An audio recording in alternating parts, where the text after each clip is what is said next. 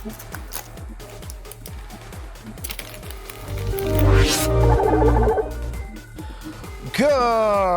evening, everyone. Welcome to our high-tech low lives with 50% less camera, but that's okay. It's a technical issue. We will deal with it because a game with less face is better than no game at all. I am your host, W. Adam Clark. Sorry, I am your referee, W. Adam Clark. I was reading a different rulebook earlier today. Fun fact, as some of you know, I am an archivist and audiophile and am fairly active in the lost media corner of the internet. And as crappy as 2024 was, 2024 was a banner year for lost media. So much to the point where lost media Reddit pretty much just needs to retire because we can't possibly have a year as good as last year again at any point in the next decade because so much lost media was found last year that there's not that much outstanding that has been missing for that has been searched for as long, including yes, I have a limited edition printing for Subways of Your Mind, which is the song that was formerly known as the most mysterious song on the internet. And I legitimately have a sealed printing of the demo.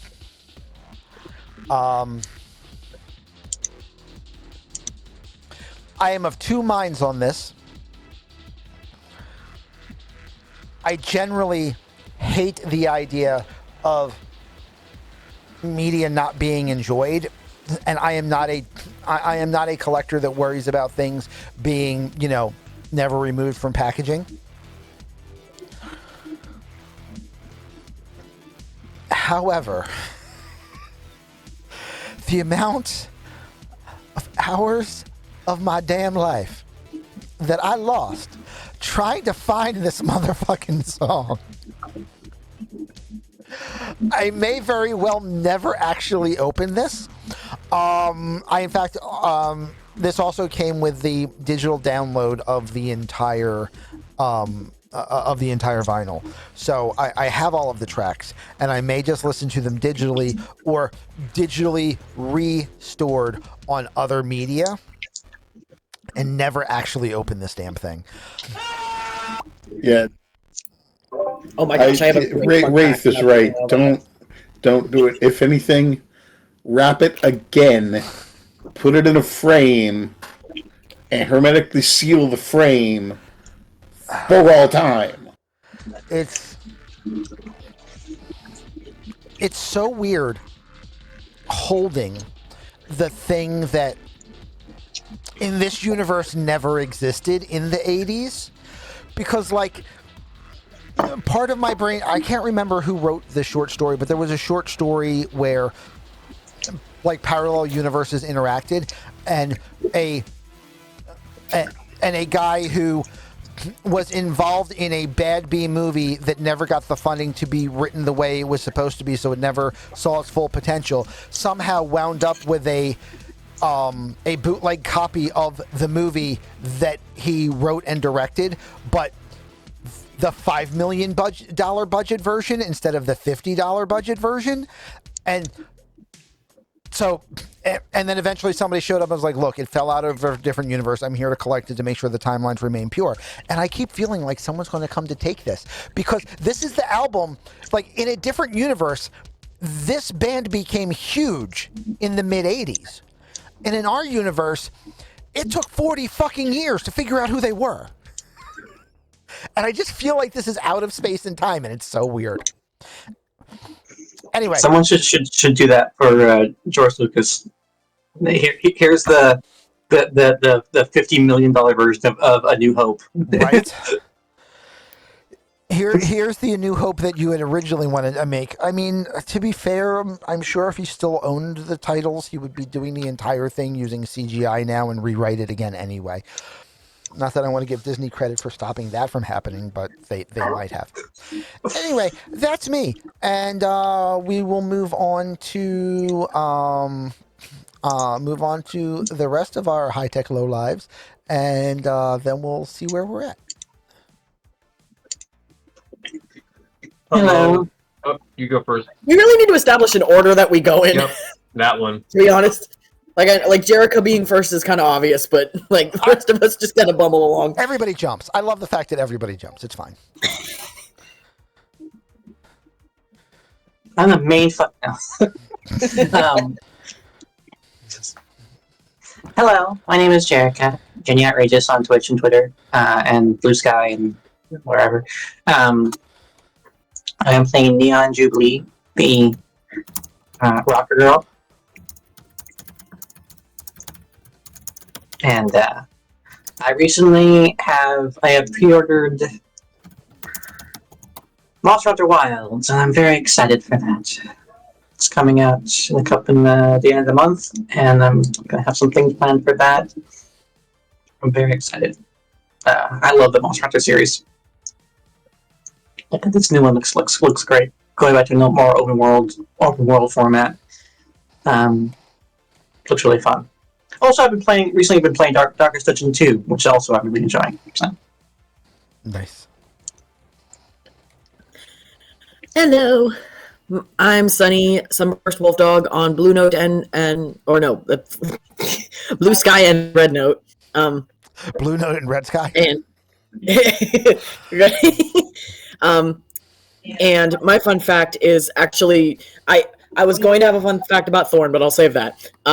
Because Deuce's thing actually reminded me of something that I adore now that I'm thinking about it. There was a moment where lost media was found in a community I was on TikTok. Not that I like mentioning TikTok that much because ew, but there was a community that was trying to find a very specific song on TikTok. It was a very short, like 30-second clip of an 80s sounding song that people really adored for a while and made a whole bunch of videos on. They looked for that video and that song for like 7 months straight in 2024 to the point that nobody thought it would be found. And it ended up being found very specifically in a porno from 1987. Which, because TikTok it has so many prudes in their community, was really, really funny to watch people have a meltdown about. It's called Ulterior Motives, and I actually just love the song, period, because it's a bop. And I was listening to it the other day and actually like paying attention to the lyrics, and I realized not only is this a song that actually is very in theme with Neon's band. Not only is this a song that have lyrics that very much apply to Thorn's backstory, it very specifically sounds like a song that Neon would write talking about Thorn. It was something that I just realized listening to the other day, and that realization just tickled me a lot. It was one of the songs that were on the list that were found this past year, and it's kind of hilarious, but not as much if you know about the porn industry in the 80s and 90s.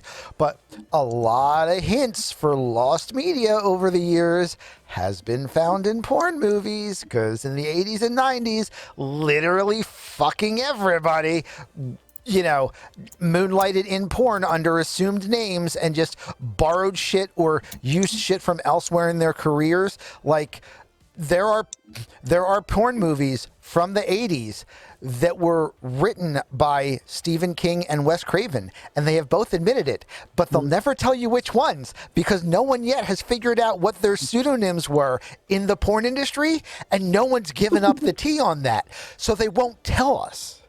But literally at the time, everybody like a lot of your famous cinematographers, a lot of your famous scene editors and stuff, they all worked in porn on the side. That's where they got their reps in. Yeah.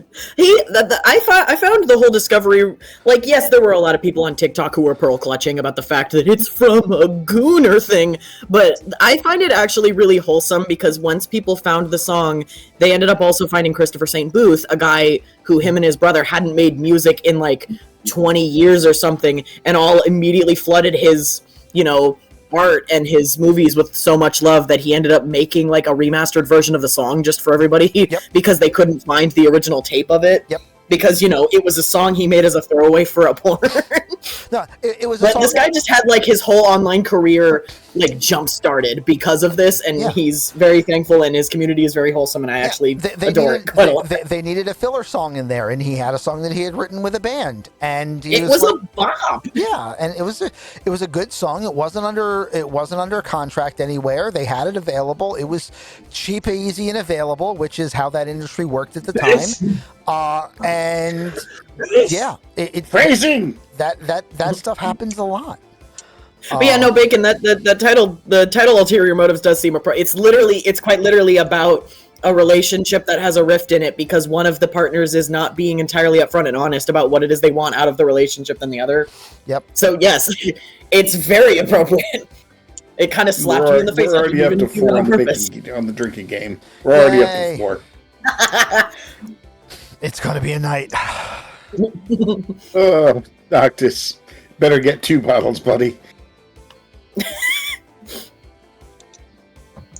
But sorry, I didn't mean to interrupt Morgoth anymore. No, you're fine. Your turn. I'll go to you. Noctis is a big fan of Noctis is a big fan of the bacon drinking game. I am a big fan of after this session on Saturday nights, Noctis and I usually go and play a video game together, and I am a fan of playing with Noctis when he is completely fucking snackered after 4 hours of the bacon 5. drinking game, and now we're at 5. But yeah, Morgoth, tag you're it. Don't die, Bacon. So show and tell, fun fact. This is hopefully it's the frame. A little miniature I got. But how I got this miniature is kind of funny. So at the game shop that I DM on Wednesday, Thursdays, I went in to like help people make characters this Wednesday because we're taking a break. And standing in the way were 4 of my former students. And so I immediately start talking shit. And I'm like, okay, why are you here? And they're like, well, we wanted to do a trade-in to buy the new Smash Bros. Game. And I'm like, all right, which one? They're like, Ultimate or some shit. All right. What's the problem? They're like, they don't have it here. And we just got like $60 of store credit. And I'm like, tell you what, I like store credit. I'll buy it on Amazon. Found it for cheaper, right? And they gave me their store credit. While I'm there, someone tells me I should go check out the bargain bin of miniatures. I find this in the bargain bin of miniatures, and this is like the bomb, the primo figurine for the 50th anniversary D&D figurines. Yep. So this is one of the hardest to find ever. This is the villain antagonist from the original D&D cartoon series, Vanguard. Yep. And to find this in the bargain bin for free because of the trade-in from my neighbors, holy fucking shit. So I was inspired by your story, and I'm like, I had not as cool, but a minor cool little thing too. Very, very cool. Tag Bacon. All right.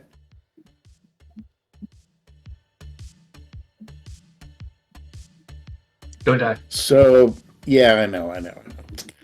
Anyway, I'm the guy. I eat the bacon. I play the games. I'm responsible for Noctis replacing his liver 3 times now. Fun fact, I'll probably be responsible for him doing it again this week. Because we're already up to 5. 6. Maybe 6. Definitely 6. Oh, good lord. Nah, that's all I've got. My brain just decided to go pretty. Cool. So, let's play. Time to play. What happened last week? Dog. Dog. You got it, dog. I mean, combat cyberdeck from hell, but dog. Also, absolutely flawless execution of an entire mission because Morgoth fucking pulled the rolls. And hell yeah, but also dog. That's true. Not to mention the almighty chat. Let's. Yeah, thank you, That's chat, for helping us out. No, we did crime. And then we were rewarded for it. So we learned no moral lessons. That's what I was gonna bring up as a fun fact is that like Thorn. I mean, it's obvious Thorn is a bit of like a digiphobe. They haven't gotten into why they are, but like I've just realized that because they now have a dog that relies solely on programming like this could be an insanely good bonding moment between Thorn and X1 in a way that they absolutely would not have been able to bond over this otherwise. So this could be like a nice little hook for them to talk to each other one-on-one. Yup. Yeah. I'm not just the creepy guy who sleeps on Grouch's couch anymore.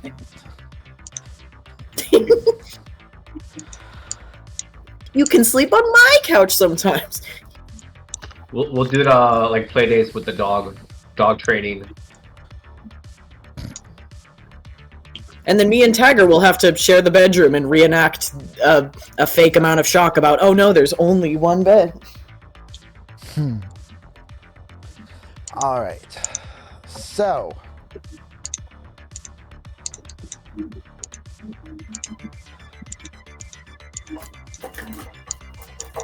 What note do I have there? Oh, right. Okay.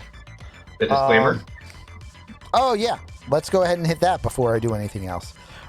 Before we actually get into the episode, should have done this before now, but, better late than never. This is a show about desperate, terrible times, which will force desperate and terrible people to do desperate and terrible things. This show will contain blood, violence, sexual situations, drug use, abuse, forced or coerced situations, possibly stolen puppies, and likely every possible combination of any of those words. No. We do not condone those acts, but offer them as a warning, much as we do not condone our own world becoming the dystopian nightmare that the game is set in. If you enjoy our other programs, but this one makes you uncomfortable and you feel you cannot watch, please do not watch. Visit our other shows. Say hi. We will not take offense to you choosing not to be at this one. If this program makes you feel uncomfortable, but you feel a need to watch for some reason, please only continue to watch so long as the show speaks to you, as it may be something that you need to hear for some reason. As always, do not hurt yourself on our account. If this program does not make you feel uncomfortable, welcome to the dystopia of the near now. We don't have cookies, but we do have chips. If you ever feel that you have become uncomfortable, please reevaluate your viewership. This show will be immediately demonetized on YouTube for many of the above reasons. If you wish to contribute, please consider subscribing through Twitch, Streamloots, or Patreon. Consider donations to the channel. Consider buying Streamloot cards for yourself or for the community. However, please never contribute more than you can afford. Charity must begin at home, so make sure your own home is taken care of first. We love your face more than we love your money, and we want you here for a long time, not a short, profitable one. If you're watching this on Twitch, which everyone at the moment is because it hasn't been recorded on YouTube yet, thank you very much for being part of our live studio audience that will interact with the game. If you're watching this on YouTube, please like, subscribe, do all of the things, and if you want to join us live to involve yourself directly into the show, this show is taped 7 p.m. to 11 p.m. Both of those are very ish on Saturdays. Also, when you see in that bottom corner down there a glass image, or see people post in the chat, this is the Bacon Just Corpse drinking game. The Bacon Just Corpse drinking game is you take a drink every time the bacon corpses. We do not condone playing the Bacon Just Corpse drinking game. You may die. That being said, it is probably, so it is Tuesday the 7th. Don't worry, we're more than a month behind. The next thing that I have planned for the band specifically is a conversation with Jack Masters, which can happen whenever the party decides it is ready for that, and a show that Neon Jubilee and the Output Girls have scheduled for Friday. But that means there's a good 3 or 4 days in between that and the first thing that I have scheduled. So is there anything that the party wants to do in the interim?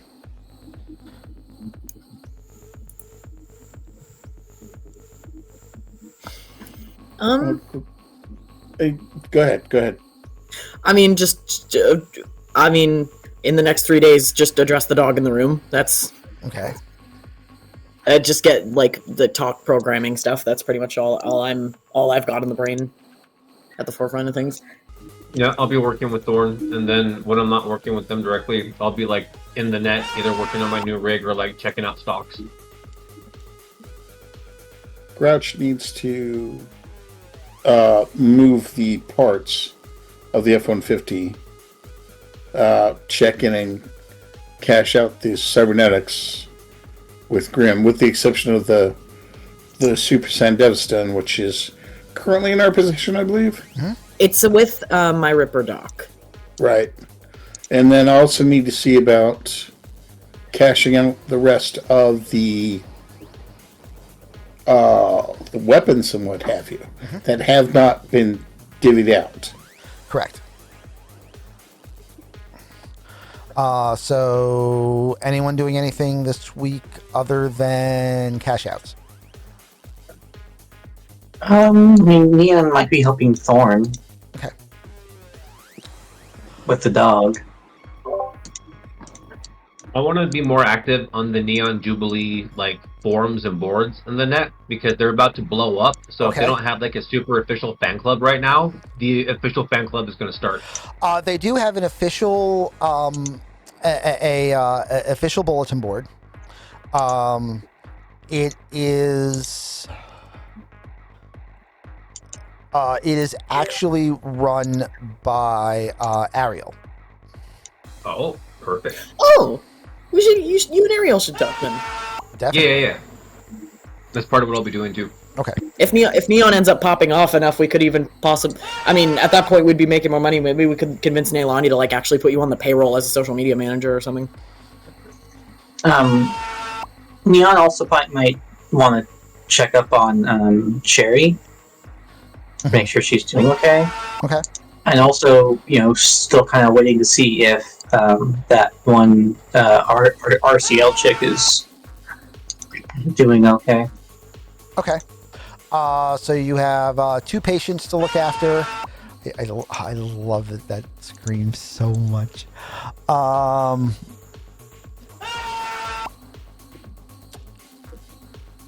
And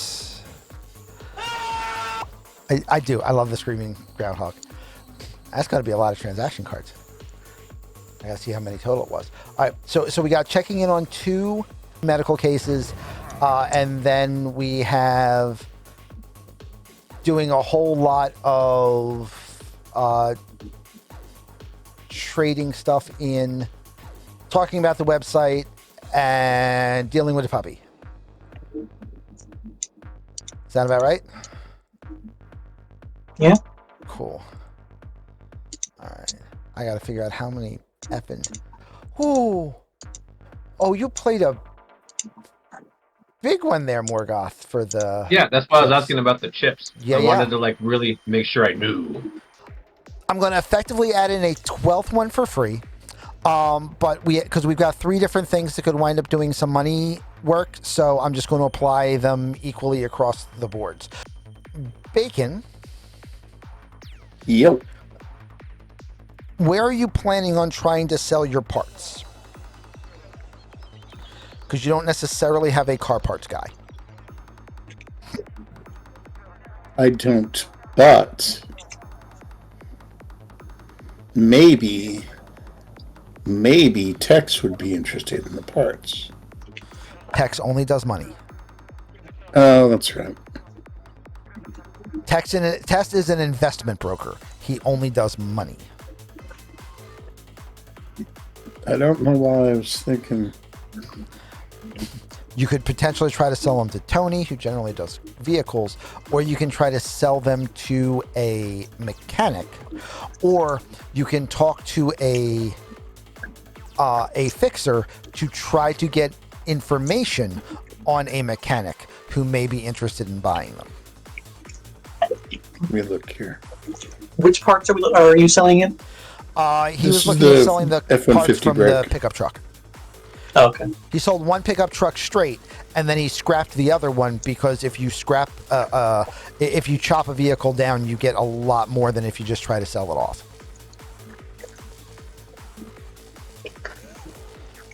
So yeah, I know Tony.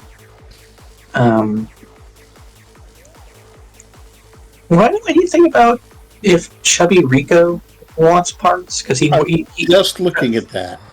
Because he was driving that weird trike thing. I mean, it's not a bad shout to go and contact the Coyotes and see if they either want parts or know someone that would, or either want parts for themselves, want parts for, credit with a mechanic, or know a mechanic that would want parts. Because the Coyotes is a speed gang, right? They're a car gang. Yeah. They're a go gang. You know what? That's not a bad shout. Let's try that. Okay. All right. Let's start by having a interaction with the Coyotes then.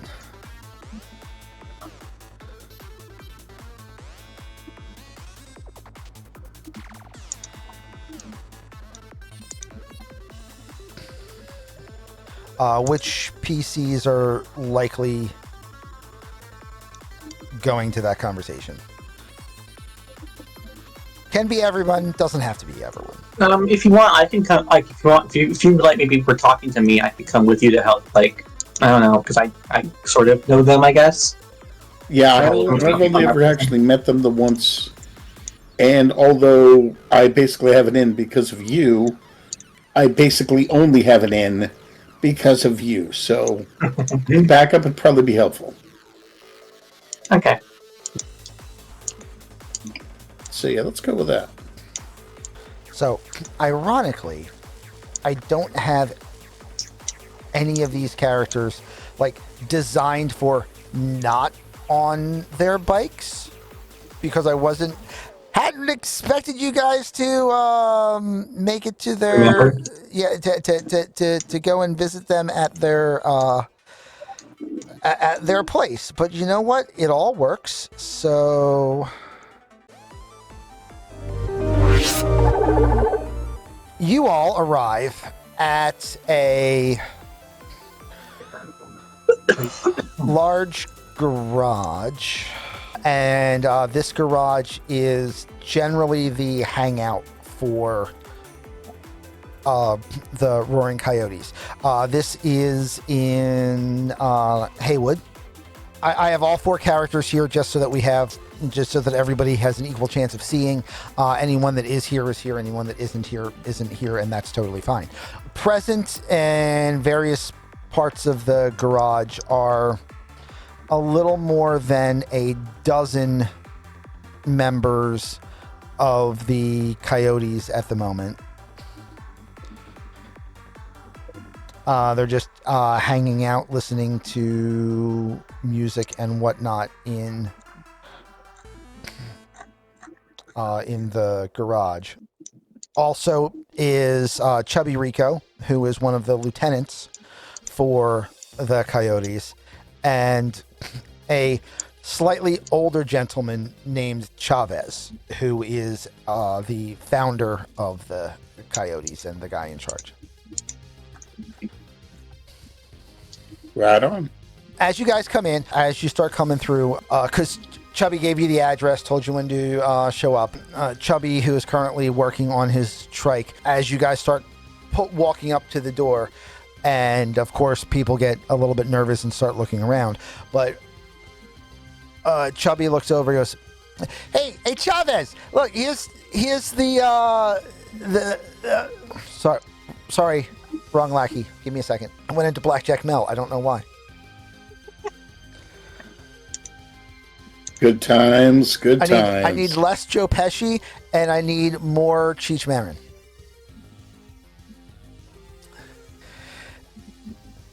Hey Chavez, these are the vatos that I told you were going to be stopping by. They, you know Neon, right? You know the music. And Chavez just kind of looks at him and goes, "Yeah, I don't listen to anything that new." As you start to approach, but then he looks over and goes, "No offense, I'm sure you're good at what you do. I just, I have the music I grew up with, and that's kind of all I listen to. That's fair. I'm used to it. Don't worry, the things the things that we need to offer you are probably from your era. Chubby's like, all right, boss. So this is Neon, and assuming that Thorn is there, this is Thorn. I don't really know how to describe Thorn except badass. You're my bodyguard. Yeah, so we could go with that. The skinny looking one back there, his name is X1R1, and he's a Netrunner. And the oldest fuck looking guy is he's a pretty good driver. To which you hear Chavez say, not Chavez, you hear Chavez say, Rico, he's not old as fuck. He's probably about my age. And then Rico just kind of looks back and is like, hey, boss, I ain't saying, but you know, when you got to bend over to pick up a wrench off the floor, your knees don't creak. They just give off dust. I mean, Neon just kind of chuckles. All right, so I look right at Neon at that point. Don't sass your elders, Missy. Then he literally cracks. He knows. So Rico says you got something I might be interested in. Yeah. Now, mind you, it's in about 4 containers, and it's in the Humvee. All right. But we got parts that may be of interest to you and your crew.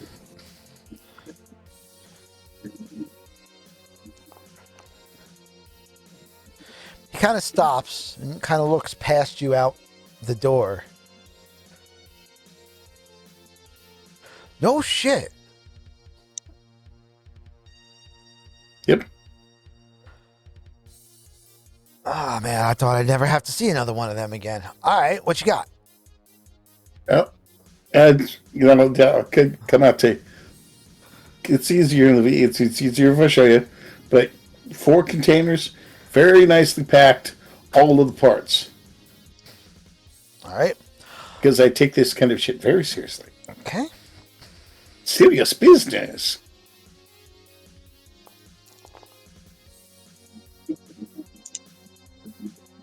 Starts looking through. He goes, all right, everything looks like it's been broken down, cleaned right. Serial numbers look like they're properly altered. What were you looking for all this? And with that, if you could give me a persuasion fast talk roll, that would be rather swell.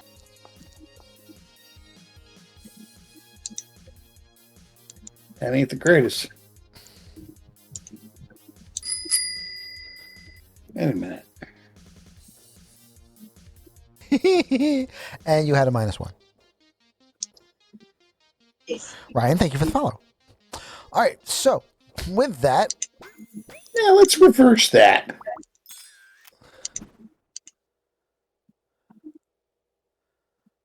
okay. Mark, why would you do that to me? Well, we're not gonna. The reverse won't remove the -1. You'll still have the -1. But the important thing is, it'll be. You'll be trading my 7 for your 2.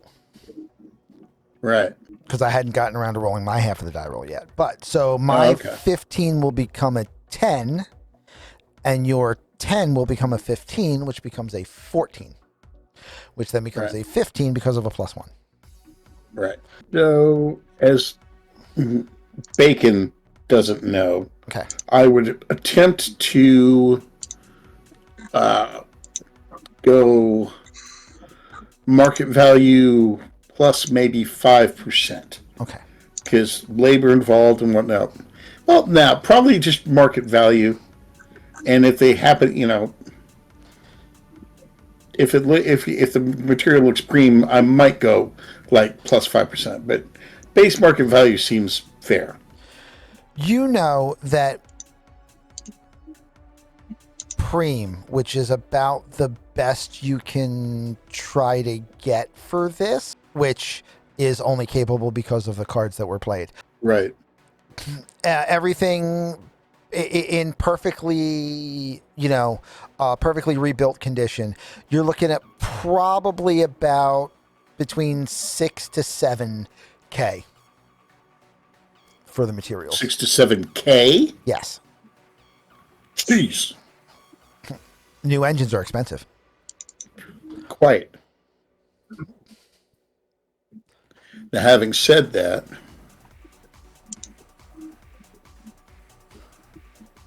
like, remember, this was a 20K vehicle. So... Right. Yeah. Not true Preem.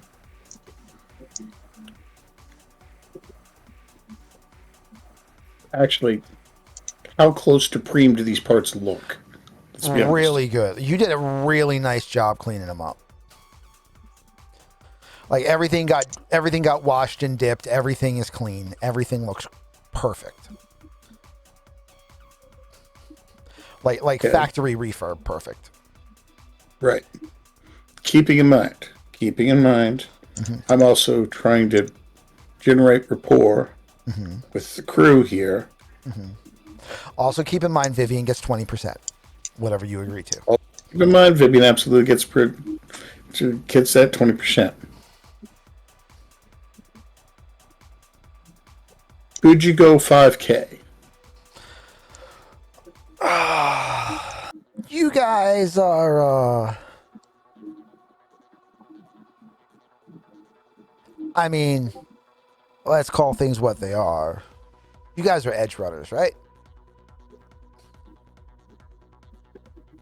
Here and there. I mean, hey, All right. if nothing else, I'm a Haywood girl, and he's a friend of mine. I'll tell you what. So Thorn thinks in their head, yeah, I'm really good at edging, and doesn't say it out loud because they're smart enough not to. I'm really good at edging and also very fast, so I'm good at running. Wait, what? Grouch gets the look on his face because he hears Thorn's He hears thoughts. Thorn looks like they're about to make an innuendo. He gives them a death glare. They close their mouth. Keel. I tell you what, I will do you 5 for this. If, in addition, you guys maybe do a job for me, and I'll also pay you 3 for that. Ooh. Doesn't have a time constraint on it. Sooner is better, but first available and all that. What needs doing, shoot? There's this guy over in Pacifica, and he has a Preem old school ride that I'd like to get my hands on. And I'm assuming if you're in the market of selling aftermarket car parts, there is a pretty good likelihood that you're in the market for aftermarket vehicle collections. So You have my attention. over in Pacifica, there is a guy who has been working on building out a Sidewinder for about 3 years. Impossible to come by. And if you can find one on the market, it's going for 30, 35, 40,000. If you can make it so that I don't have to buy one, I am willing to pay you 10% of the purchase price in order to not have to pay 90% of the purchase price. Your fee is good. I myself normally drive 4 wheels rather than 2 or 3, but I have seen a Sidewinder perform. You, my friend, have very good fucking taste. It is, Oh, yeah. Yeah, they are only custom. There's, a 2-year waiting list. Stupid expensive. So, yeah, I kind of just want to steal his. Shoot me some deets. Let me see what I can do. You guys do notice that Thorn's eyes are kind of glistening at the mention of a motorcycle. In response to Morgoth's question there. You're always a biker, huh? I haven't ridden since I lived in the UK, but they look like their eyes are rolling back at the mention of the type of bike. There's only one C, so you can't get confused on which side you get on.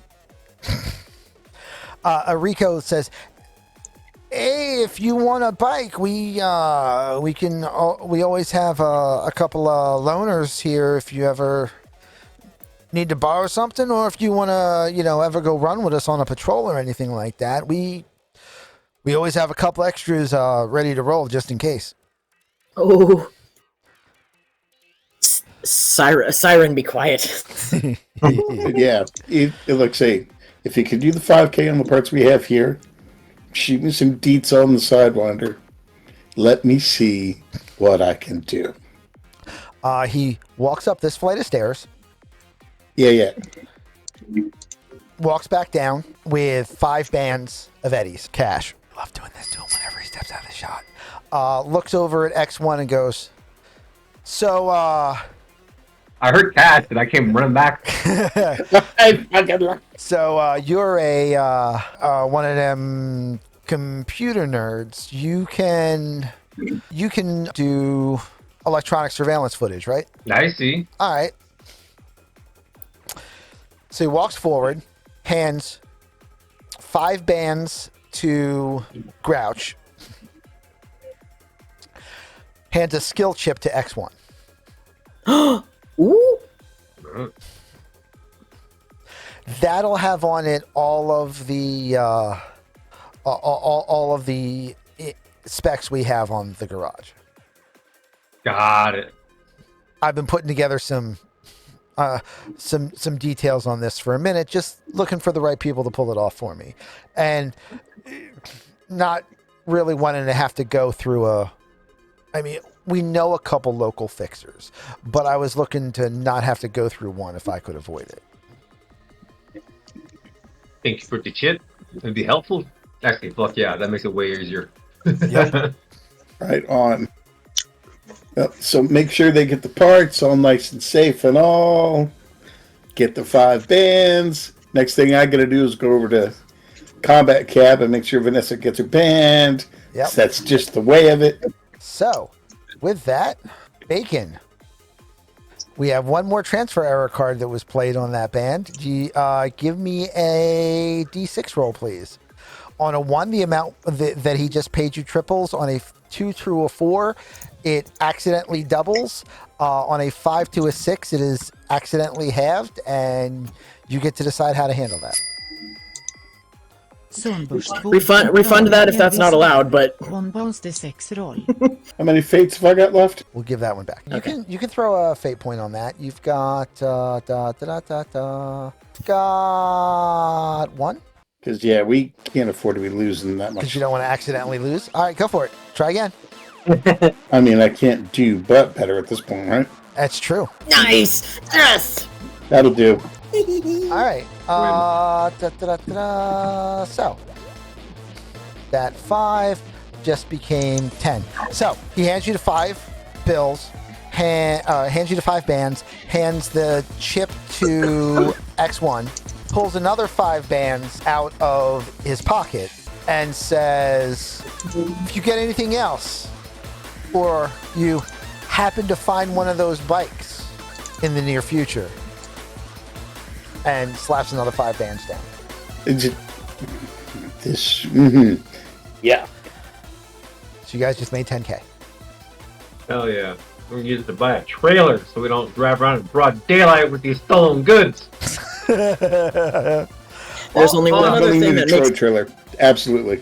There's only one. Thorn looks like there's only one other thing that makes the blood rush out of their head this quickly. Remember when 3 sessions ago you guys were all paranoid about how you're going to afford 4K for a new heart? Yes. And then chat just keeps throwing Now- money at you. hey, here's the thing. I might have to make that card rarer. Yeah, I think you are. I really do. In the meantime, Quick, everybody buy packs before he does that.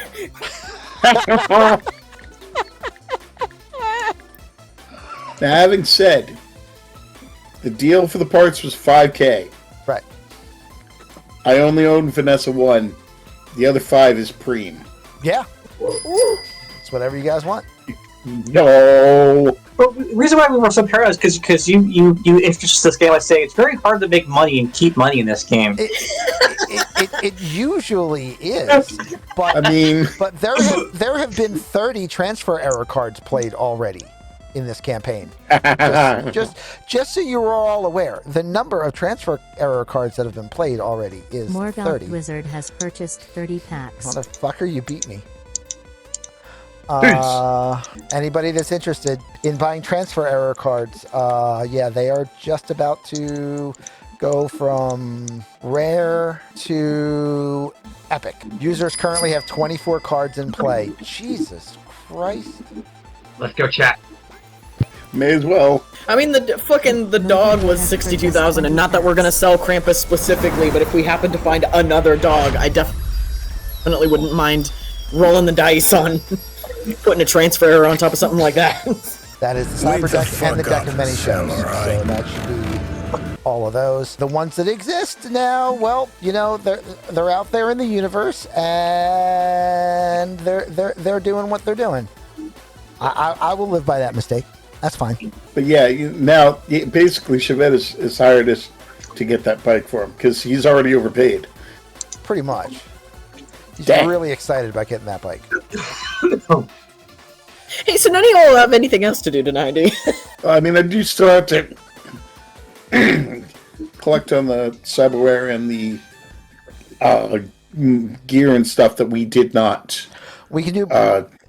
We can do that later. Yeah, we can do some of that really quickly. Also, I know that at least 2 players were looking forward to going to another night market. So there's a very good chance that we'll just play out selling off the guns at the night market. As far as the selling off of the cyberware, you kind of don't have to do that one yourself. You just have to drive by to get your cut. Right. Holy crap. Oh, I saw that. That was for What just happened? That was me rolling the results for the transfer cards that were played, the transfer error cards that were played on the cyberware. Oh dear. Oh, did we just get tripled? You got Tripled and doubled. a half and a double, which counter each other out, and a double and a triple. So that's times 6. And Akisuno, once this is all over, maybe we look for a studio for the kids again. What do you think? Yeah. I mean, All right. Gabby, thank you for the follow. You get a call from Grim. If you can manage to come by the club, I have managed to sell the remaining material from your earlier escapades and have a cred stick with your portion on it.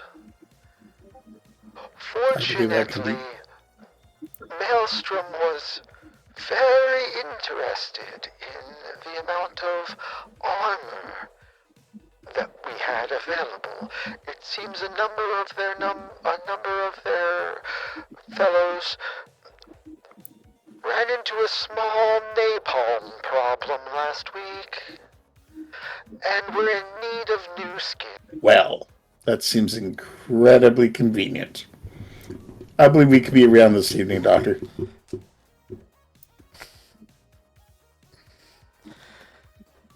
All right. Thorn, you had something that you wanted everyone to do, or? Oh, the getting the bike is what I was suggesting. Oh, oh, got that part. Got it. Got it. All right. In the meantime, we are going to cut to probably everybody hanging out at Thorn's place. And by everybody, I mean the PCs and Ariel, and also Tiger. And this is... Yeah. Okay, cool. So, in this scene, basically what's happening at this point in the day is Ariel is doing maintenance on and maintaining the bulletin board like she always does, and Ariel and X1 is kind of helping out with that, and also kind of looking up information about the new dog, because oddly enough, you didn't also manage to steal an owner's manual. So looking into some information on that at the same time. So you guys are all here, as well as not yet repainted. Yeah, how much would a repainting cost? So there are two ways that you can go about doing this, and that's one of the things that you all have been looking up in this. Also, because I think that might be relevant to repainting to the dog. How much did Grouch just get, and how is that going to be divvied up between us? Well, you guys get to this. Decide how you're going to want that divvied up. That was technically a party action, so lots of potential equality there. Got it. Because Thorn's willing to pay the full whatever for the dog to get all decked out.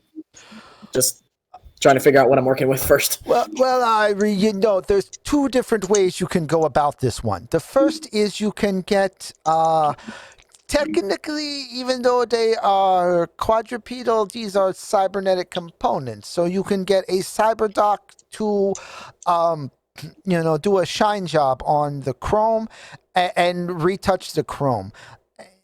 That's probably going to be the cleanest job, but it's going to be a little bit more expensive, man. But you're going to have to go probably to a dock anyway if you want to get the these put on, because the other option is to go to a body shop and get and do a powder coat.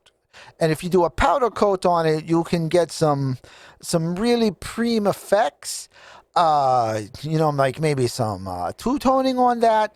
But at the same time, they used to working on vehicles and not quite as much anything that's gonna be moving around and trying to bite back while they're being sprayed, if you know what I mean. Mm-hmm.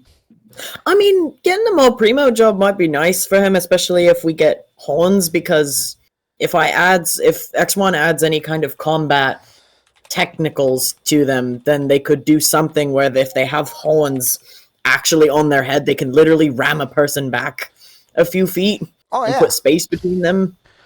Oh, I mean, aside from that, I mean, those things, they got that cybernetic jaw. Trust me, that dog's bite is worse than it's anything.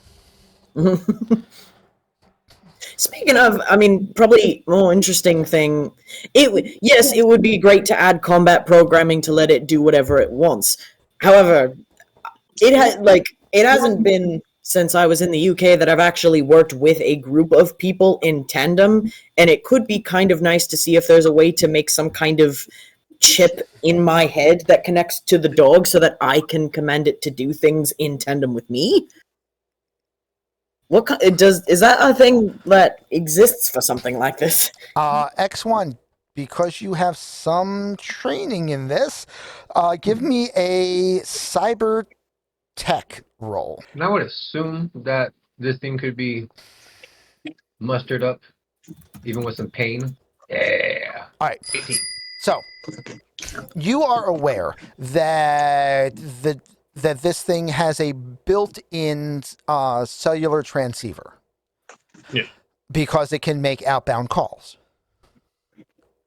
Oh, yeah, the Bluetooth joke I made last week. That's right. Yeah, exactly. Which means if Thorn were to get a cellular booster for their neural processor, they would be able to communicate with the dog literally by thought. Because they would be talking from the phone in their head to the phone in the dog's head and not have to vocalize anything. Right. Can you imagine how because I wanted to get upgrade for a cell on my deck too. So this is 2 cell needs that we need. Yeah. Can you imagine how fucking sick that would be for me to be able to just work with the dog without even saying anything? Nobody's gonna know what I'm doing. In fact, this is a security dog, so it operates a little different. But you do know that Night City PD, their canine units, that's generally like operating procedure. The dog and the dog's partner have cell link, so that they can communicate constantly and directly in the middle of a firefight or in the middle of a. Additionally, it is also possible, if either you or Thorn were interested, you would have a bit of an advantage in this case over Thorn because of your existing background with tech. But you could also get a drone control rig, which would be another way you could communicate direct to the dog and override when necessary, but more importantly, just kind of like passenger by wire to know what the dog is doing and be able to communicate with it. So that would be another method that could be done. The main reason why I think Thorn would be less interested in that is that's a handheld device, which means that's taking up one hand in combat. I could use the handheld device, but they have the brain plant. Yeah, Exactly. I'm down. That's a super good idea. Right. Is this something I can look on the online, or like, do we need to go talk to a fixer? A little bit of both. You'll definitely need to go to a fixer to get the implant done. You might need to go to a fixer in order to get a drone controller, or you can attempt to purchase one, quote unquote, legally over the counter. Also, a ripper doc. yeah. Also, while we are on this, give me another cybertech roll. 17. And this one is mostly so that I can make Sunburst cry. What are you doing? Okay, so Just so the referee has time to look for stuff. Yeah, I think if you have a drone and I have a link and we both work with different stuff, I'm going to be in the thick of most battles and you're going to be on the outskirts of things. If you see something I don't, it would be extremely useful of you to be able to take command of the dog and get him to do something that I wouldn't have thought of from your adaptations. I'm down. also, It's like you're building a little pack. yeah. Thorn's tail's wagging hard. Also, this would be a more expensive. This would be a $50 answer to a $5 question. However, I believe that it could be possible with enough gear. Okay. Where's there it is, the RoboHound. I need to see what book this is in. Is it like Mega Man's Robo, where we can upgrade it with the spring and booster packs? No, but what it do is you should be able to.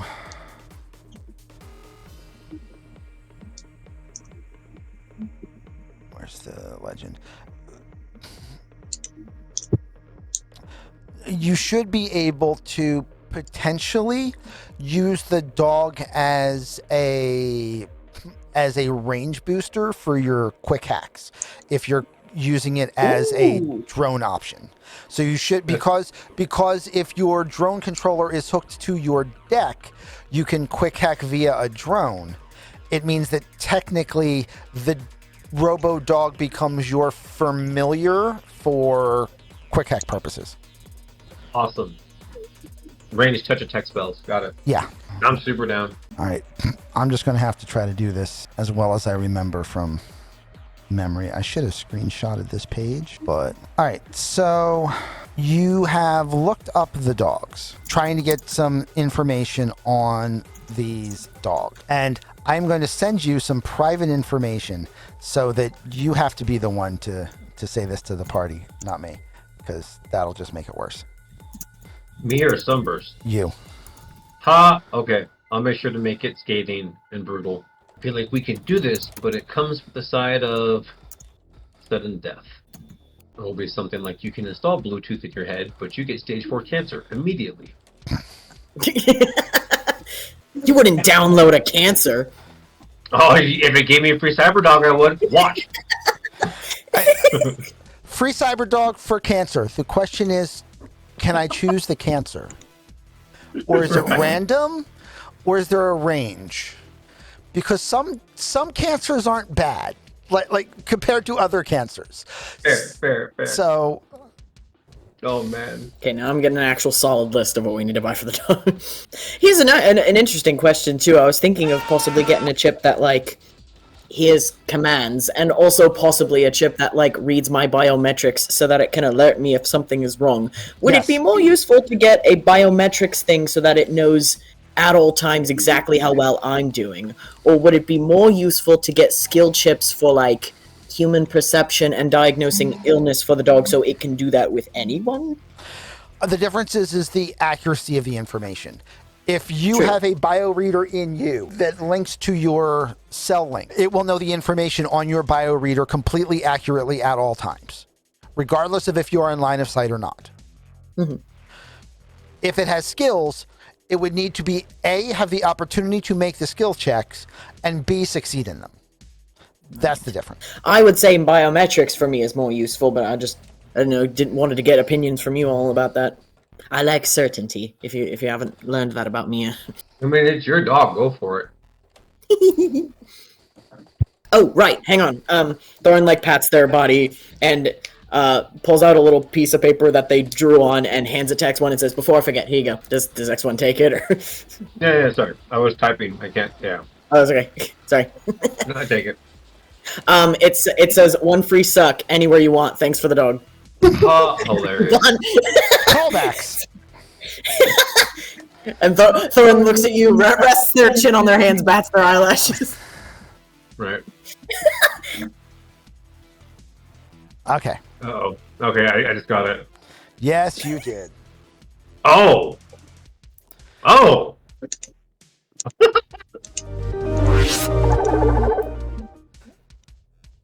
By the way, none of that I make up. That is, in fact, all specifically canon, which is why I was looking for source material so that I could copy pasta the page to prove it. But, yeah, you'll have to just take me on faith at the moment. Oh, man, that's awesome. Not So- the word I would use, but...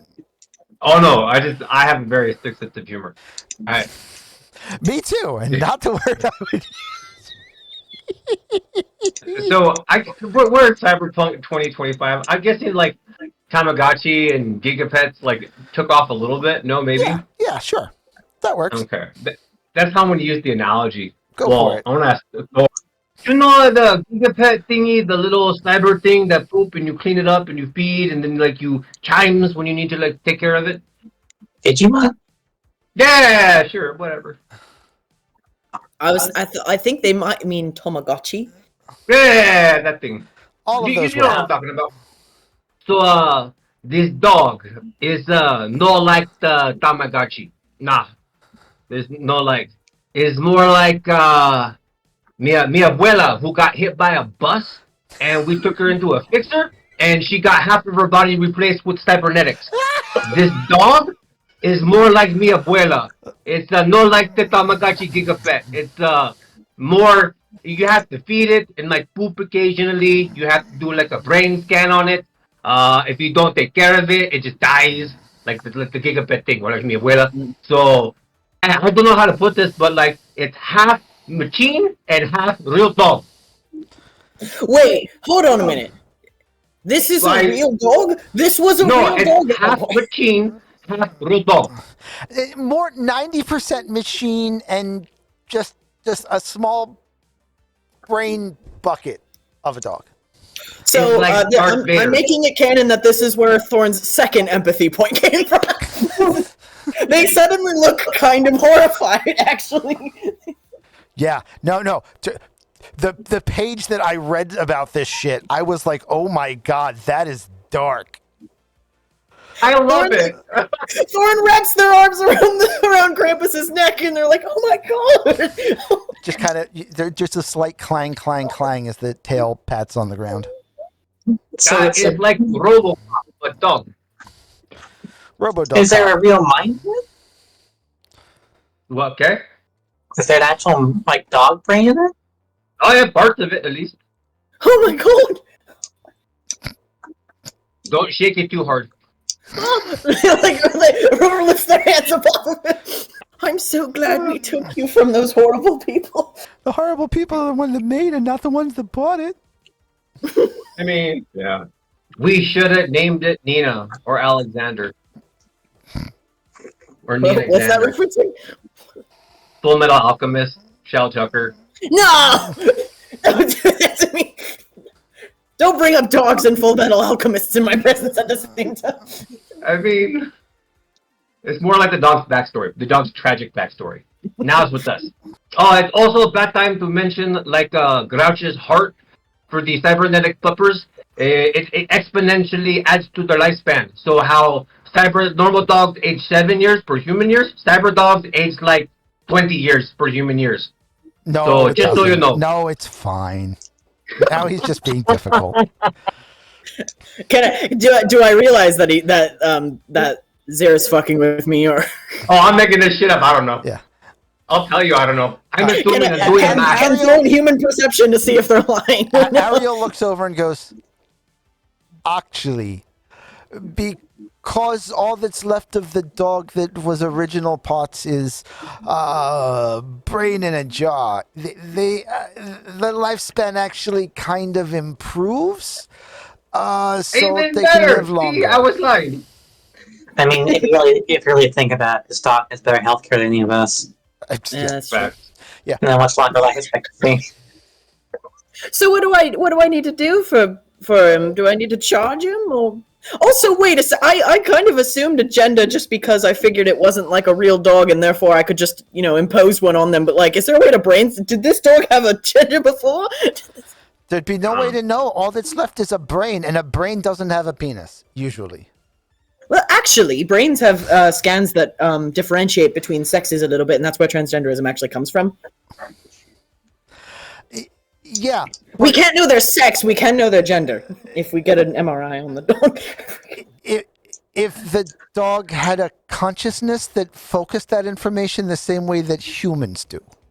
That's actually, yeah, that's true. I And guess that would require them to have put a human brain in here instead of a dog brain, and then it's even worse. Oh, that would. That's a good idea for the future. Plot twist. Okay, plot so twist. like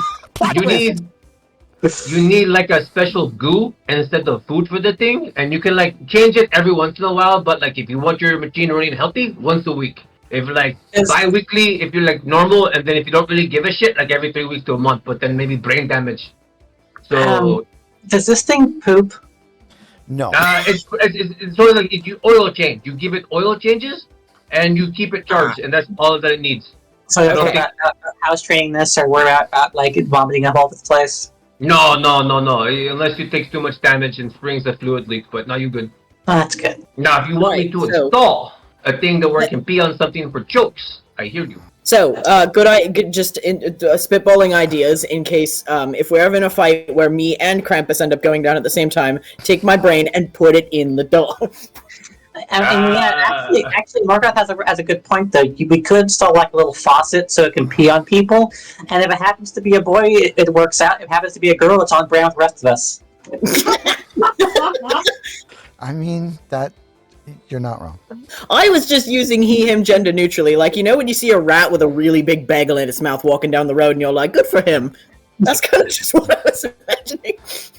And yet, Soldier of Fortune 2, that's what I was looking. It's a good game. Yes. But in this case, it's a book. Yeah, like he has. My God, some of this old art was terrible. Yeah, it seems. I'm a little jealous of the dog. Dog is like living my dream. I want to be brain in the jar or if not ghost in the shell. So I just see the future right now. You want to be someone's pet? I mean, if it pays well. I mean, I don't exactly want to be a brain in a jar, but if I had to be a brain in a jar, I wouldn't mind if the jar was dog shit. So, okay. Ceretronics, cerebroelectronics, a brain composed of a bioengineered or transplanted neural tissue fused with a neural net processor. These brains can be performed like a computer, but react in a similar manner to natural brains, which is what makes it superior to a robot in that it will react with a canine speed, because even in 2025 robots are still not as functionally formulative as sapient individuals. So putting the dog brain in is an end around needing a properly functioning AI, and is the reason why they went with the full Borg. Instead of a human brain, these use a Ceretronic core. The main difference between a human brain and cyber forms is simple. Humans are refitted as cyborgs with the addition of cybernetic components. CSCs are engineered from the ground up, and therefore there is no traumatic instability. The core is then housed in a sensor equipped and usually powered frame, which provides mobility. Weapons, armor, and other options can then be added to the frame. Because these brains have organic components, they require nutrients like water, solution, oxygen, calories, etc. These life support systems are handled by onboard systems. Liquid nutrient bath circulates through the brain, composed of oxygen, glucose, and a few other ingredients. The fluid is virtually waste-free. It's replaced regularly. Failure to replace this fluid at a regular interval will result in severe brain damage and death for the CSC. Because of the closed-circuit system, cyberforms are immune to airborne and waterborne chemicals and biological agents. Most are also immune to the effects of partial vacuums in shallow water, up to 5 atmospheres of pressure, since their bodies are somewhat pressurized and are armored. Like all things, they must sleep, but require only 2 hours per day. Awesome. So there you go. You have a actual dog brain in a actual robot. So basically, you have the you have the canine equivalent of Atom Smasher. Yeah. And I'm gonna send something to Deuce in DMs because I have an evil thought, and I... Evil? This campaign? Never. Yes. So yeah. So dear. if you want, my recommendation would be we go to the Cyberdoc, and see if he can handle a little bit of a reskin, and maybe putting on some of them the horns that you wanted, and do a little bit of that kind of thing. I think that's probably a better way to go than going to a car shop, unless you were looking to get a flame job on the side or something like that. I think no matter what we do, we should do that. I want to do like the actual proper one and get some good horns in them, just in case they actually want to use them in combat. I also think that is something we should do first, just so that if we do all the subsequent things, we're not walking around with an NCPD dog to all of these places, because this is very much a stolen dog, and that would be implicating ourselves. Yeah, like something awful. So for the like better thing, yeah. For the better thing, who would I go to for that again? The fucking repaint and horn installation, but like the good version. You can go talk to Nevin. Okay. And he should be able to get that done. I could ring up Nevin to get a repaint and horn installation. I could also again fucking who's my Ripper Doc? I'm Mary Poppins, y'all. Yeah. No, that's Nevin. Oh, okay. Yeah. Well, I could ring up Nevin for both the repaint and also to get some neural wear and biometric scanning done in there. As for a drone connection, would that be something, X1, would that be something that you can do insular, or would we need to go to someone for that? Both. I'm sorry, I don't do it on purpose. Unlike the ref. I do it on purpose. That's 2 of those, Shiny. Is there anything I can do online, or should I just wait until I go somewhere in person? As far as the drone parts, I assume wait until I go talk to a dude, but you can You can do some searching online to see if you can find some things.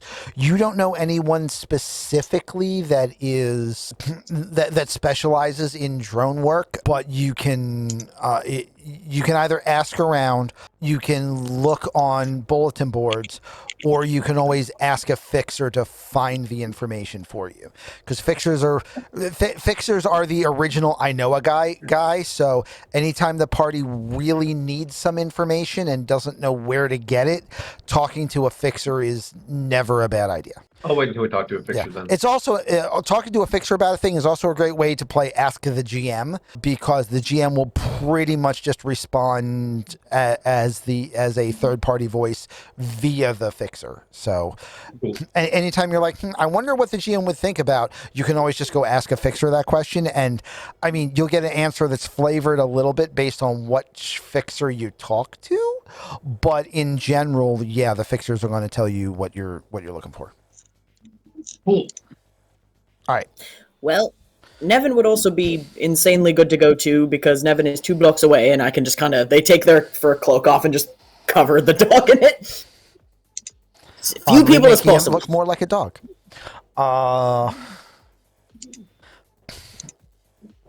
Okay, we are going to take a break here, and then when we come back, we will start your trip from your apartment down to Nevin's, 2 blocks away, in Little Europe. Cool. Yay! Right, see you all in a bit. See everybody in a minute. Bye.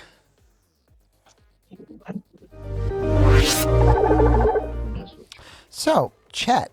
Should we just throw all 3 of those gang violence cards together while the players aren't listening? Or should we run them separately from each other? Oh, this is going to be... Oh, what a magnificent cluster. Chat, just remember, no matter how much the players are about to hate you, I in fact love you. And my love is far more important than their hatred. Okie dokes. Hello. Hello. Hello. Oh, hello, yeah. Oh, right. Hang on. Your headphones are muted that whole time. The reason I shared that is because my roommate is tuned in while we're live, and when the horror of the fact that this is a real dog came up, they sent me this meme, which I think you should show the audience. Which was rude, by the way. Rude and uncalled for. Rude, but called for. Dog pockets. There's literally just a fucking dog in there. Mogio wants to set the weather, heavy ice, freezing rain. I like them. I don't think canonically I can do that weather option in Southern California, but what I can do is let me give you a strange weather today. Oh no, I could, because I could do it as a cold snap. Okay. Okay, so you know, because you would have known this already, it is freezing cold outside, which is odd for Central California, but not impossible in January. And in fact has been raining, which is also odd, but you know, just enough to have freezing rain just to make things worse. Also, as you are all getting ready to leave the apartment and getting your stuff together, ooh, Ariel, and as you are getting ready to leave, you hear what can best be described as an explosion outside. Like a big one? Small one? Big enough that you're not used to hearing them in this neighborhood. This is the moment where we all ask ourselves, is it really something we need to do right now, or do we go back up to the apartment? That sounds awfully familiar. This is the moment where you at least, you know, go and take a peek out the door to see what it is, and then make that decision with more information. How murdery is the weather today? The weather, not terribly murdery. However, as you go Mobile downstairs, has purchased 20 packs. as you go downstairs and outside, you in fact see that unfortunately, as seems to be the case, right outside of the door of one of the party members, what appears to be a gang war has broken out. Okay. And I have a beautiful, beautiful map for it. God damn it! I spend more to be in the good neighborhood. Yes. And in fact, you are on the edge of slaughterhouse territory, so all the slaughterhouse people over on this side kind of make sense for being here. What doesn't make sense is the 60 fucking clowns. Nope. Bacon, you can Knew it. murder clowns now. No, they're my. Those are my people. If Neon has to choose between these gangs, she's choosing the bozos every time. Damn. No love for bacon. I either nope right out of this, or I'm killing clowns. Yeah, this honestly, I'm not gonna lie. This sounds like a very loud version of None of Our Fucking Business. If anybody wants my vote. Yeah, just no. Neon's a I harlequin at hate heart. clowns. Who did this to me? Well, specifically, the choice of gangs was me, but this was 3 different gang warfare cards getting played. Jeez Louise. As a trans woman, Neon is already part slutty jester, so she has to stick with her kin. You know? Speaking of slutty jester, this is Arlecchino here, who is the sergeant in charge of the bozos. Oh, yeah. Nice. Thorn is suddenly rooting for the bozo. I'm very proud of this model. Or at the very least rooting for that one not to die. So how's about it, gang? Let's turn around and wait in the lobby for this to resolve itself. I had kind of wanted to do Arlecchino's model with either and maybe now with the bashing I probably can, with like some comedic cod piece or a clownly painted strap-on or something when I had originally made the model, and basically didn't do that because that's kind of something specifically against the usage rights for Hero Forge, although in this case I think it would probably be allowed, but spirit of the law and all that. All right, so anyway, you come outside. Back inside. Yeah, so you come outside and you see Clowns versus mechs. Nope. yeah, clowns versus knife fanatics, and you're like you step out of the building, you step back into the building. Just gonna wait in here. Why did that happen? I might help the apartment by barring the door.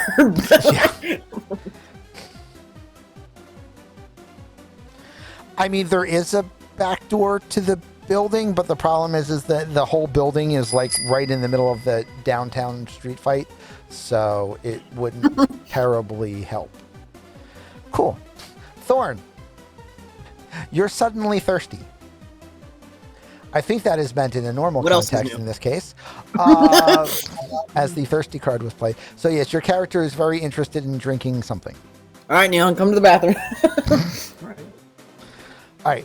And okay, so you guys are going to go back inside. I am going to have a little bit of combat spill into there, mostly just so that some dice can get thrown. There will be no damage to your apartment because your apartment is many floors up. But if you are staying down in the lobby, we'll still see some activity. And if you are not staying down in the lobby, when you come down, you will just see a wrecked lobby. The choice is yours. Can I remote hack to make them go away, or at least lessen the damage to the apartment? Probably not. Like the most you could do would be remote hack lock the doors. But Okay. you're inside the building, you could also just lock the doors. All right, word. I chill then. Oh, I also want to point out this model here. This is a specific bozo called the Fool. This is always the newest guy to have joined the gang and the one that absolutely no one thinks is going to make it to be a full gang member. They are forced to go and engage in a gang battle, wearing a plastic bag over their head and carrying a rubber chicken. Nice. If they successfully get a kill, they can take the bag off and give the bag to the next fool, because they are no longer the fool. If that fool comes near the door, what if Thorn just grabs him and pulls him inside until the violence is over? Just does this poor guy a favor. No, because he's going to go this way, because he's going to try to get himself a kill, and he will most definitely get dead. However, what you do see coming towards you is this guy. Oh, man! And running just like that, arms akimbo with explosives and Molotovs, and giggling maniacally. Witness.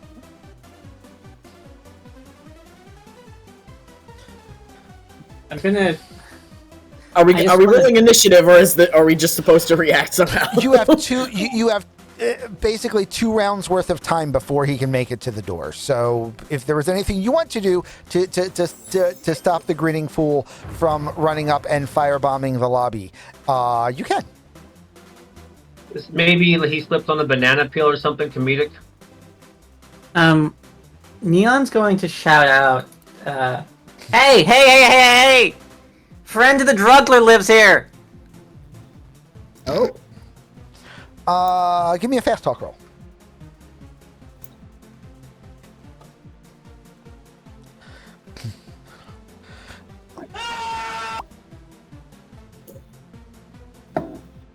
He looks at you and goes, right, and turns this way into the street. Nice. Throws the explosive here. Because 2 different cards were played, I'm going to have both of them take an effect, and rather than canceling each other out. Throws a grenade here, and you see a large swath of slaughterhouse just get torn to shreds by the comically big round bomb grenade that he had. And then he goes to throw the Molotov cocktail, which slips out of his glove. Oops! And just kind of like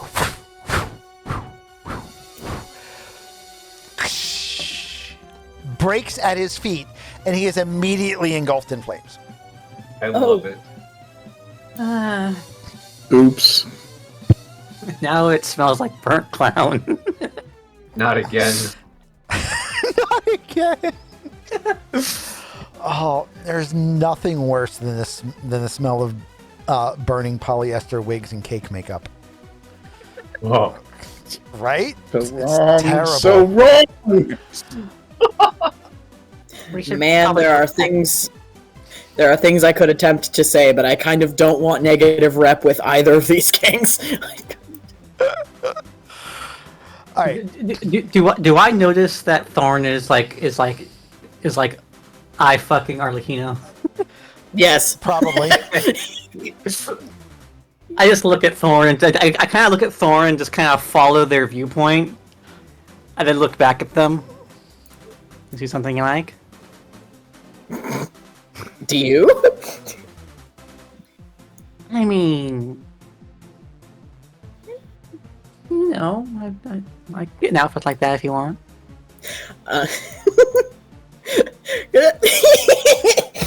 Could Thorn do something really stupid?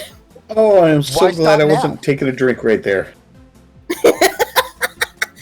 Seriously. Thorn opens the lobby door, looks over at Arlecchino, and just goes, "Hey!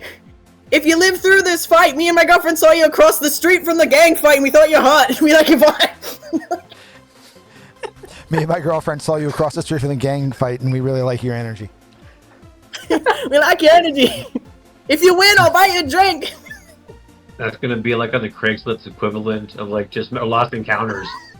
Thought you were a gang fight. Thought you were hot. Hit me up. I will roll seduction if you want me to. You know what? I don't see a reason why not to. Because I want to show off the fact that I put 11 fucking points into this skill.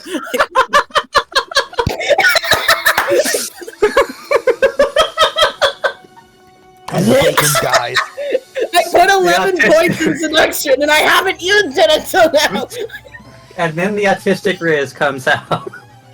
I mean, listen, this is a crazy Harlequin person, and if she saw some weird autistic dog see a gang fight and start flirting with the leader of one of the gangs, I'm sure she would find that kind of hot. How do you have 11 points in it? Because I siphoned a lot of points from a lot of other skills. It really just adds up. If you took 1 point from any other skill I had and put it in seduction, you get a lot of points really quickly.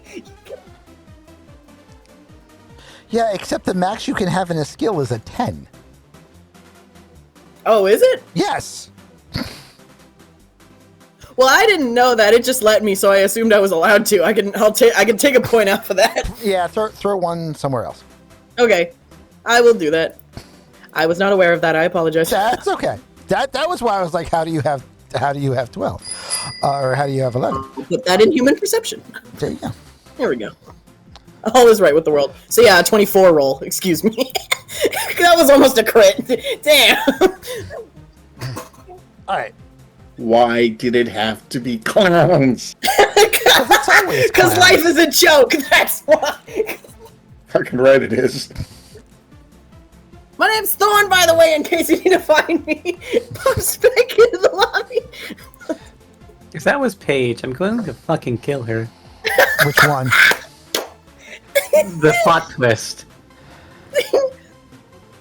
Plot twist. I now have a date with the Bozo Queen. Okay, so everybody goes back inside and waits for this shenaniganry to end. I'm assuming. Because you've decided that you don't want to engage with the shenaniganry. Well, hell no. And let's say a half hour, 45 minutes later, you guys will again exit onto my beautiful, beautiful map. And the entire street is shot up. And Is there free shit laying around? there is. However, Oh, but there's also cops. Oh dear. However, the area is now flooded with Night City Police Department. Shit, Krampus, get under the... I like cover him in the cape. Hey, is that an NCPD dog you got? No! What you got there? Smoothie! What you doing? Whatever. They're just doing their job. Did Alicino survive the gang fight? At the moment, you are not yet sure. Oh. You see a number of chalk outlines everywhere, and there are several hundred evidence tags littering everywhere, where there's bullets and spent shell casings and bladed weapons and small pieces of body parts, and it literally looks like the police are trying to cordon off and check a war zone. At some point, you're going to have enforcers based off of Doink and Dink, right? Probably. Especially now. Can we wait for the police to clear out too before we attempt to bring this talk past to them? Just get back in the lobby a second time? I mean, that is most certainly an option. It's just walking out. Ah, shit! There's a gang war. Walk back out. Ah, shit! Cops. Walk back out. Oh shit! Demonic apocalypse. Well, go back This inside. is why nothing happens. This is why nothing gets done in the city. This is the area that is currently being cordoned off and checked. So, if you want to try to make it past the police blockade, or rather alongside of the police blockade and then south to your car, you would have to basically nonchalantly skip past the area with the police. Now, at the moment, they are fairly well distracted dealing with all of the bodies and the carnage and trying to stack everything up in the paddy wagons and whatnot. So you probably would have a pretty easy shot getting by even with the dog. Can I just kind of like sort of, if we're gonna walk toward them, like for me to like kind of take on the like that like leader visage of like, I'm a celebrity, this is my entourage, just don't worry about me. Like yes. Pretend I'm important and I'm supposed to be here kind of thing. Yeah. Psst, everyone surround the dog. Have everyone surround the dog, and I'll be in front and just kind of act as if I belong.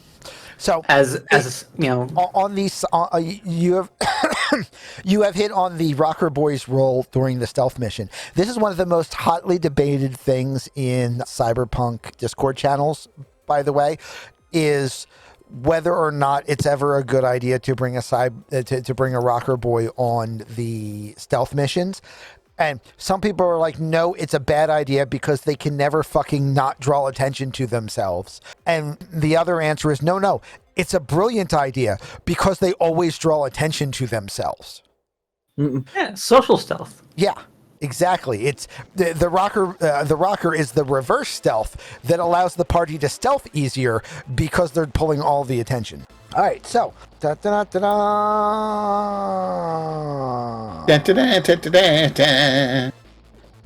go with it's like playing Hitman, you know.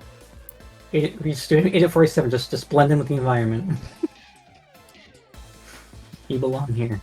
Everybody surround the dog with this. Everyone surround the dog with the same level of awkwardness as when somebody's changing on the beach and needs their four friends to hold up towels all around them. Get Neon. I go to nude beaches. Mm-hmm. Give me a wardrobe and style roll. Okay.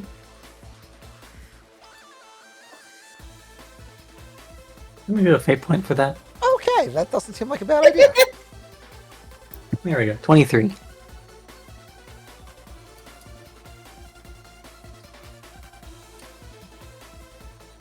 I love the fact that fate points have changed from the I need to crit that they are in most games to I need to not critically fail. Yeah. For Like, fail is yep. scary in Cyberpunk. Yeah, right? All right. So, Neon looks at the whole party and like quickly starts to fix your collars, move things around a little bit, make you all look kind of more presentable, and then just goes, okay, so if anyone looks, you're all with me. Are all of the NPC Fullborgs named Murphy? Only one of them. I don't know. This look awfully. And everyone give me a social roll. Oh no. From one group of clowns to another. Good rolls, good rolls, good rolls. I should probably show. Thorn's just gonna be conspicuously walking by. A 7. And an 8. Okay. So everything ranging from a 13 to an 18. Is Tiger coming with you, or is he staying in the apartment? I don't know. Is Tagger coming with us? He has free will. No, he doesn't. Specifically, he is your henchman. It's your call. Sure. Just help me inconspicuously move the dog. Okay. Everybody pretty well maneuvers through and around the crime scene. And as the group of you are maneuvering the dog and trying to keep it out of sight, a couple of the police officers will call out, and now I'll get to use this character because I wasn't going to bother, but now it makes sense. A couple of them call out and they're like, Hey, over there. And you quickly realize that they are pointing directly at the party. And you begin to panic. And then one of the police officers goes, "That's Neon Jubilee and the Output Girls.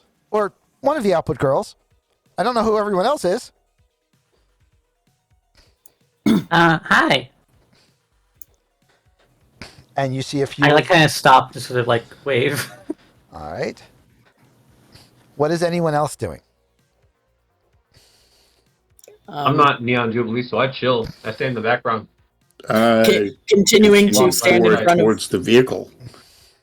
Continuing to stand in front of the dog and also standing next to Neon because I can to basically be like, yeah, I'm focused on her, not anything else. Well, here's your choice. You can stay with the dog and keep the dog within 20 feet of the police department. Or you can stay with Jubilee and let Grouch and Company lead the dog away. Or you could go with Grouch and Company and assume that the police aren't going to immediately assault and or arrest Neon Jubilee in the middle of the street. All three decisions fraught with danger. You just get to pick which flavor. There's a logically, yes, Thorn would just keep going with the dog. There is also a very compelling in-character reason that they would not want to leave Neon alone with a group of cops. There's a very compelling reason to not want to leave Neon alone with a group of cops. There's a very compelling reason to not want to let the dog out of your sight until you know that it is somewhere safe and secured. And there is a very compelling reason not to allow the dog to also stand next to you, next to Neon, next to the cops. So basically, you just have to decide which trauma you want to bring to the forefront. Hey, who do you love more? Neon or the dog? Or the robot dog? I mean, that's tough. Well, robot dog. I mean, man. I think Thorn might eyeball Neon for a second, look between her and the cops and the dog in an attempt to non-verbally communicate the predicament they found themselves in. Neon's gonna just kind of. Oh, by the way, the oh shit moment when the cops called out to everybody freaked everybody out, and you all take 1 point of damage because there was a fatigue card. Neon's gonna look at you and then look over at Ariel, and she's just gonna tilt her head to tell the rest of the party just keep moving. So that's me. You want me to go with the dog? Yeah. Okay. And Thorn will Okay. Keeping a side eye out, but we'll go with the dog. All right. Shepherd the dog away. So walking over towards Neon Jubilee now is a police detective. You can tell they're a detective because they are not in uniform. She is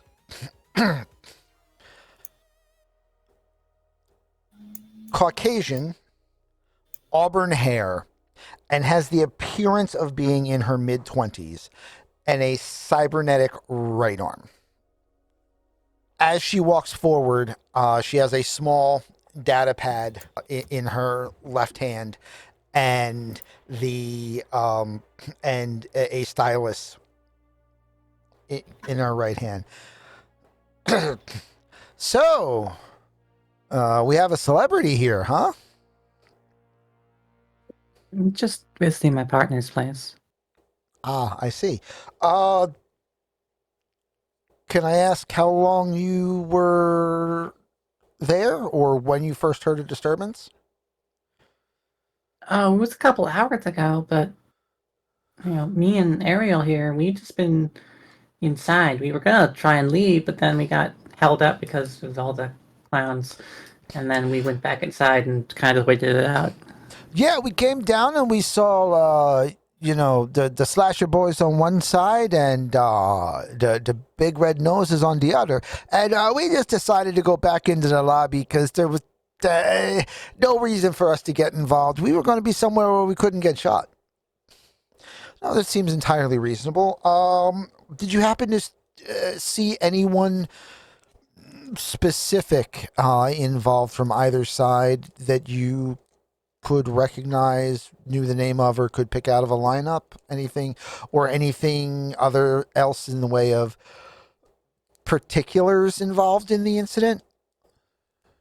I mean, it looked like they had a fool with them, which, poor guy. Did he make it? Was there a guy in a trash can hit? Dead in the street? He didn't make it. They never do. Do you... are you familiar with any increased gang activity in this neighborhood? Not really. I don't live here. I live in Studio City. Okay. Pretty far from here, actually, so... All right, well, she reaches in to... her hand drifts down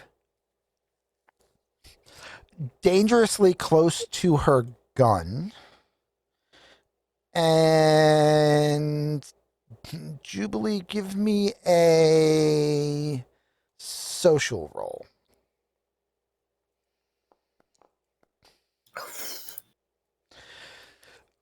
You get a little bit nervous as the cop's hand drifts down along the side of the holster and stops, but picks out a business card from a pocket on the side of the holster. If you or anyone in your entourage happens to remember anything that could be useful to our investigation, if you can give me a call, I'd appreciate it. She'll kind of, when she's seeing her take her hand down, she'll instinctively, with her human hand, grip Ariel's wrist, kind of hold her hand, try and just to keep herself steady. Okay. And then when she sees the card pull out, she lets go of Ariel's kind of hand and then takes it, takes the card and goes, "Oh, yeah, sure, of course, anything, whatever you need." And with that, you are free to go and make it back to the rest of the party, who is currently in the truck.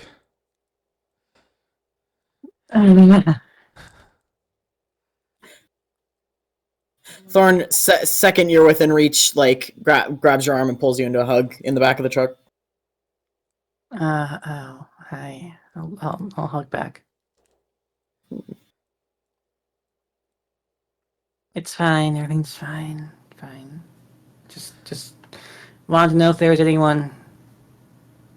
I didn't tell him anything about that girl or anything, but they just asked a couple questions, and I don't live here, so it's not like I'm lying. True. Happen to give any contact information?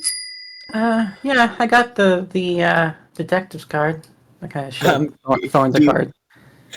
They take it, they put it in their mouth, and they chew it. Oh, okay. Where is my docs? I guess she's not your type.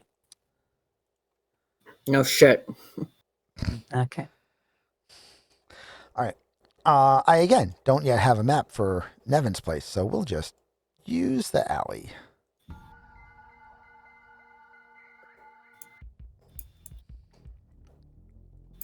All right, so you make it over to Nevin's, and you bark at the door. He lets you in, and you all come inside. This is my lucky week. Twice in almost as many days. So, what can I do for you all today? I take my fur cloak and I rip it off of Krampus. You got yourself a cyber pooch. Unfortunately, I'm not selling this one. I'm keeping him.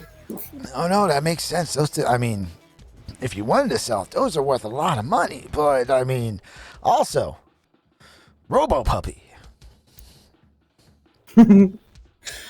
Well, I got a couple things that I want to do to make him, useful. First of all, make him not so Blue Lives Matter looking. Because this is very conspicuous. Understood. We can handle that. Do you have anything specific in mind? So hoping maybe some color schemes that could match me, and also his name is Krampus, so I was gonna add some horns to him too. All right. I mean, kind of won't match the puppy look as much anymore. More of a giant jackalope, but yeah. Actually, I think it would look kind of like a Houndoom. Remember Pokemon? a poke of what? There's this really cool thing called Houndoom. They're like German Shepherds with horns. They look kind of like demon dogs. They're really, it was a really I cute. love Houndoom, actually. I can't believe I didn't think of that until now. Yeah. You know what? I'll look it up. What can I say? All right. Well, that's what to do to the pooch. And then there's something that might be useful for me. I was hoping to maybe create some kind of Neuralink with the dog. It has Bluetooth capabilities and things that can contact by phone. I was hoping to create a link that would allow it to hear both my thoughts for nonverbal commands and some biometrics so that it could alert or protect if I'm injured, things like that. All right. I mean, those would be more on you than on him. But yeah, exactly. That would be. Yeah, I mean that's just a quick cell link upgrade to the neural processor and put in a couple a couple quick bio readers. I mean that shouldn't be that tough. Either one of those is going to be outpatient kind of operations, I think. Let me check real quick. Let me check what it's like to go and put a cell phone in somebody's head. How hard can it be? It is an N-type surgery, and an N-type surgery is... Hold on one second. Let me check the other book. I should get, in case I need to, I should get some physical dice ready because all the humanity loss rolls I've done with real dice and and why break with tradition? Okay, let me putting the cyber into the punk. Yeah, surgery negligible. Less than an hour and it's walk-in. So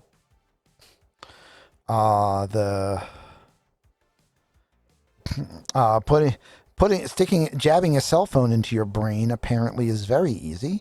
And just because I want to do this correct, give me 1 second to check the biomonitor. I know it's in here. I just need to find it.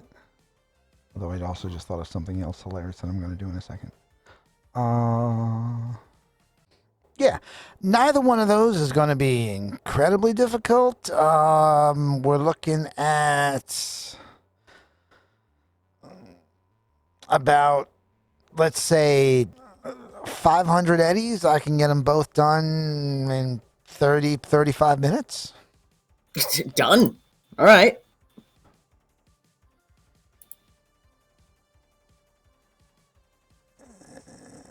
I'll subtract 500 from my Euro bucks. Boom. Oh, advanced biomonitor. That's we're going to use that one. And then this is about to be one of those moments where I wish Jerica had her camera on, because this is going to be one of those moments where Jerica is going to absolutely rave and scream about how fucked up the humanity loss system is in Cyberpunk 2020. And she is absolutely correct. And that's why most of these numbers get changed for Cyberpunk Red. So you have a first alert system that is hardwired into your neural processor that will monitor your biometrics, and not only send that information, not only is he going to program it to automatically send that information to the dog, but you are given a code so that anyone that has a cellular medical scanner can keep track of your biometers, and the receiver has a range of 2 kilometers. Oh, cool. So anytime you are within 2 kilometers of Vega, for example, and she has her medical equipment with her, she'll get a bonus to any diagnosing and treatment rolls. That, and you have a cellular booster that is put into your brain, which does not itself act like a phone, but can allow you to, will connect to your phone in a way that allows you to see incoming call information on your existing cyber eye, and can hands-free answer the phone. But because you don't have a cybernetic, and with your cybernetic hearing, can allow you to hear the call without holding the phone. But you have no method of communicating on the call aside from yelling at the phone that is still in your pocket. But you have that as well. And that is a total of 500 eddies, and that is going to cost you 2 points of humanity. So your humanity goes from a 47 to a 45. Nice. Not bad, not bad. Which I can't change on my own. Really? Not at the moment. I don't know why. Just a pit. I have to actually just drop the cyberware on, and then it'll change. That's why. Okay. Right. Yeah. Will that round my empathy down to a 4, or is it still 5 because 45 will... We'll find out in a second. I'm still empathy 5! Yay! There you go. Huh. Replacing a lost limb. Lose all of your humanity trying to be a full person again. Want to jab a cell phone into your brain? Nah, that's fine. That's easy. Yeah. Yeah. I see why now. Yeah. All right. So about a half hour later, literally, you guys are all sitting around in the office, watching while Thorn is in the equivalence of like somewhere between a barber's chair and a dentist's chair, with a whole bunch of surgical lights above and around, and the right side of their head has been popped and opened like a hood, while Nevin is kind of tweaking around on the inside and connecting things, running a couple servos, brings over a couple pieces of equipment, and looks like he's, uploading some firmware changes. How low was Thorn before the 2 Faith in Humanity cards were played? Well, if they're at a 45 now... Yeah, they were at a 25. They were living on the razor's edge, balancing on a ledge. All right. So while they're in there, Nevin is putting in some work. Tagger is reading some of the data sheets that are in the office that have some new brochures.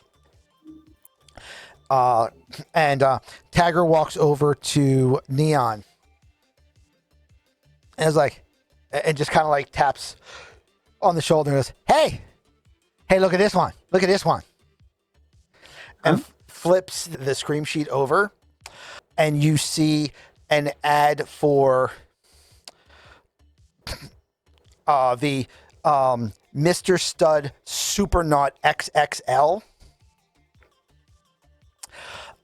And basically, he he just kind of whips this thing around, and immediately now, about 14 inches away from your face, is a page-length schlong on the ad.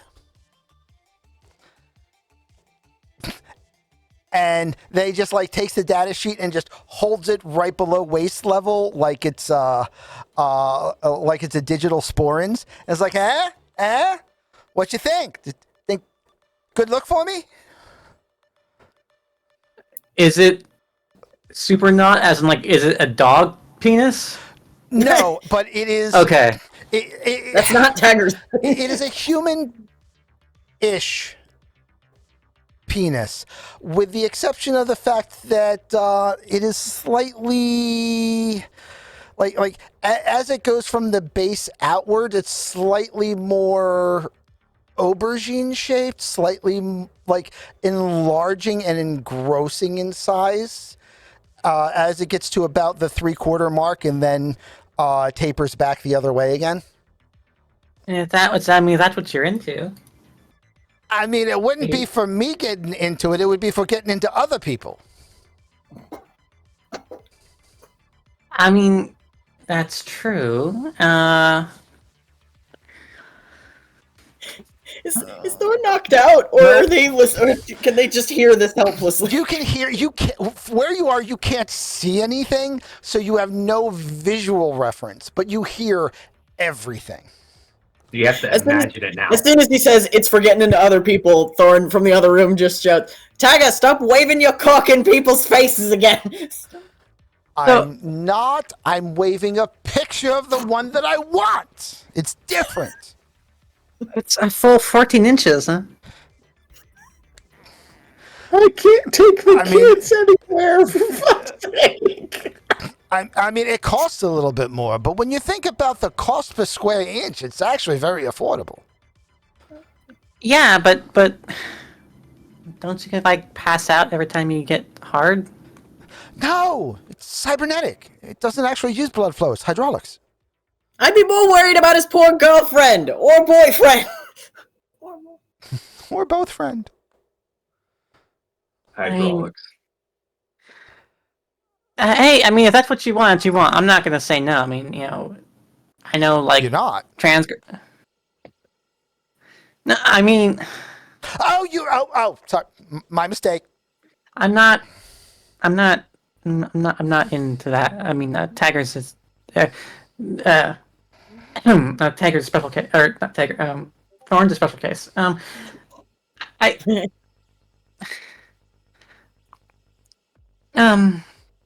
Yeah, I don't know.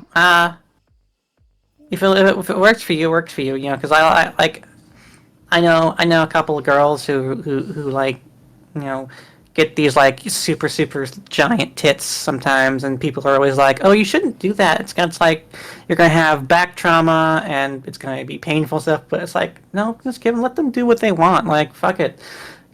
So like, if you think you can handle a 14-inch dick, that's your prerogative, I guess. I'm just saying, I just don't want you to, hurt something. I know what it's like to be well endowed, unfortunately, or fortunately. It depends on what you mean. It depends on your perspective. But it's something it can get a little bit hard to just kind of talk it all in there. But I guess can you take this thing off? Well, I mean, it's not always the same size. It does, it's hydraulic. It grows and shrinks. I'm just doing this motion most repeatedly to the camera, just to watch Bacon have to deal with this. So you'd be a grower, not a shower with it? I mean, I guess you'd have option of either one, whichever way. If you wanted to just be, if you want to just be able to, hammer railroad spikes in with your penis all day, I guess you could, or you could, reduce it in size for, while traveling in small cars. Or what if you reduce it in size not to destroy everyone's cervixes. It's a mercy. What if you were keep it at full length and then like modify some of your pants so you can wear it as a belt?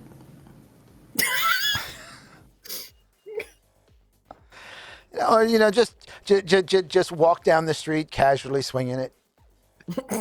Yeah, like a pocket watch. Those old timey. Yeah, a pocket cock. Sure. You just need to get the top hat and you just get like the top hat and the tuxedo out. Just casually walk around with a cane in one hand and then swing your dick in the other, and just an old timey 19 Victorian era British factory owner. Going to work to go and then beat the kids that are making your your middle. I think it's a good look. My lady, do you just scorn the name of the nation? He's gonna swing his dick around and go back to his influenza factory at this rate. Just to not have this conversation anymore. About this time, Nevin, tightens everything back up. And he's like, all right, so give me just 1 second and let me do a quick adjustment on the pooch. Looks like the biomonitor is working. Hold a medical scanner so that you can see it. And then uses a small electrical pressure point stylus and hits a couple spots on the arm and on the cybernetics and everything. And you can see that there is a slight chemical reaction when he's touching you with the stylus that the biomonitor is reading. So it looks like that information's coming in good. Let me give me just a second to get the dog synced up to your frequency, and then you guys will be, at least for your part, good to go. And then you can get up and out of the table. Can't put the dog in the chair, so he just kind of kneels down and starts working on the dog. And you notice that when he opens the head of the head compartment of the dog, you do in fact see that there is meat inside the head of the dog. Thorn cringes a little bit. And after a few more minutes, he gets that tightened up. He goes, all right, think a command to it and we'll make sure that we got this thing working. Thorn steps to where everyone can see them and then kneels down and puts their hand out and just thinks, come here. And the dog kind of pads over. He rubs under the dog's neck.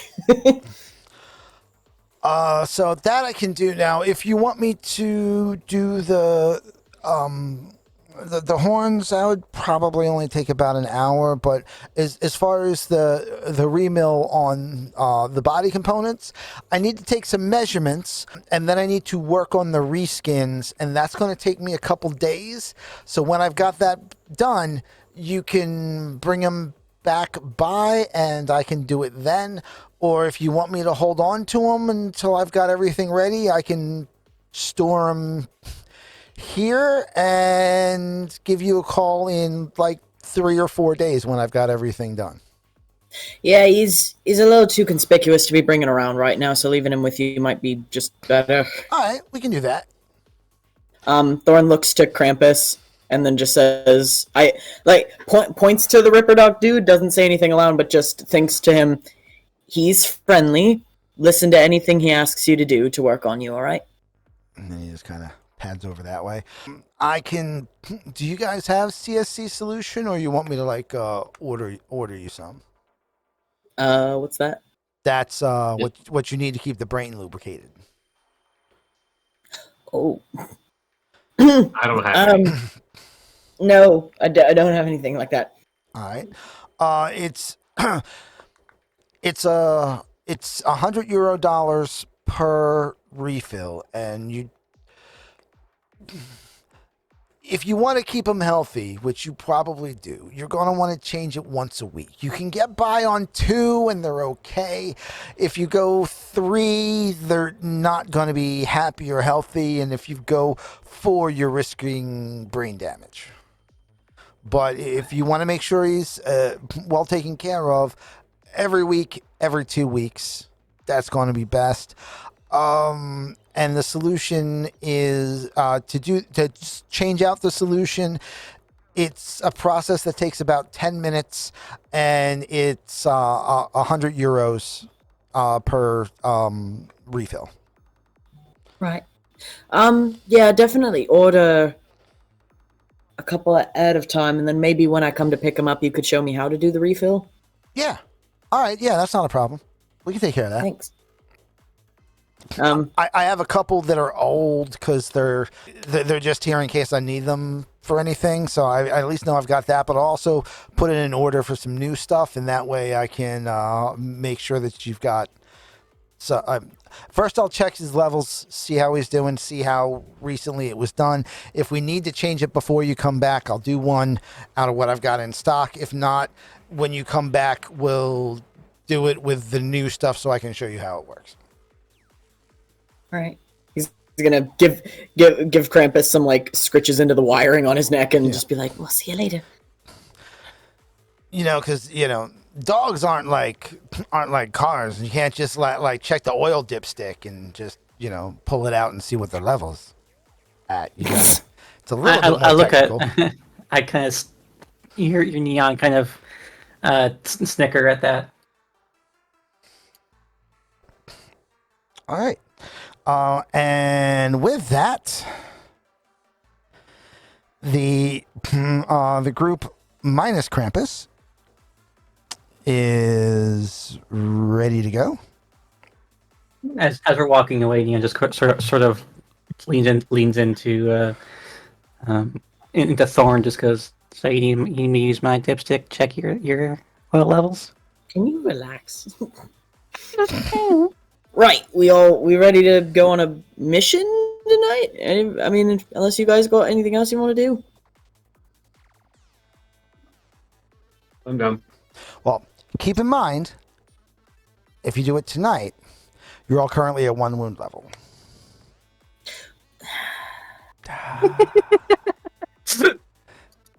Right, it wants to sleep over. Yeah. If you wait either 2 days or 1 day with medical attention,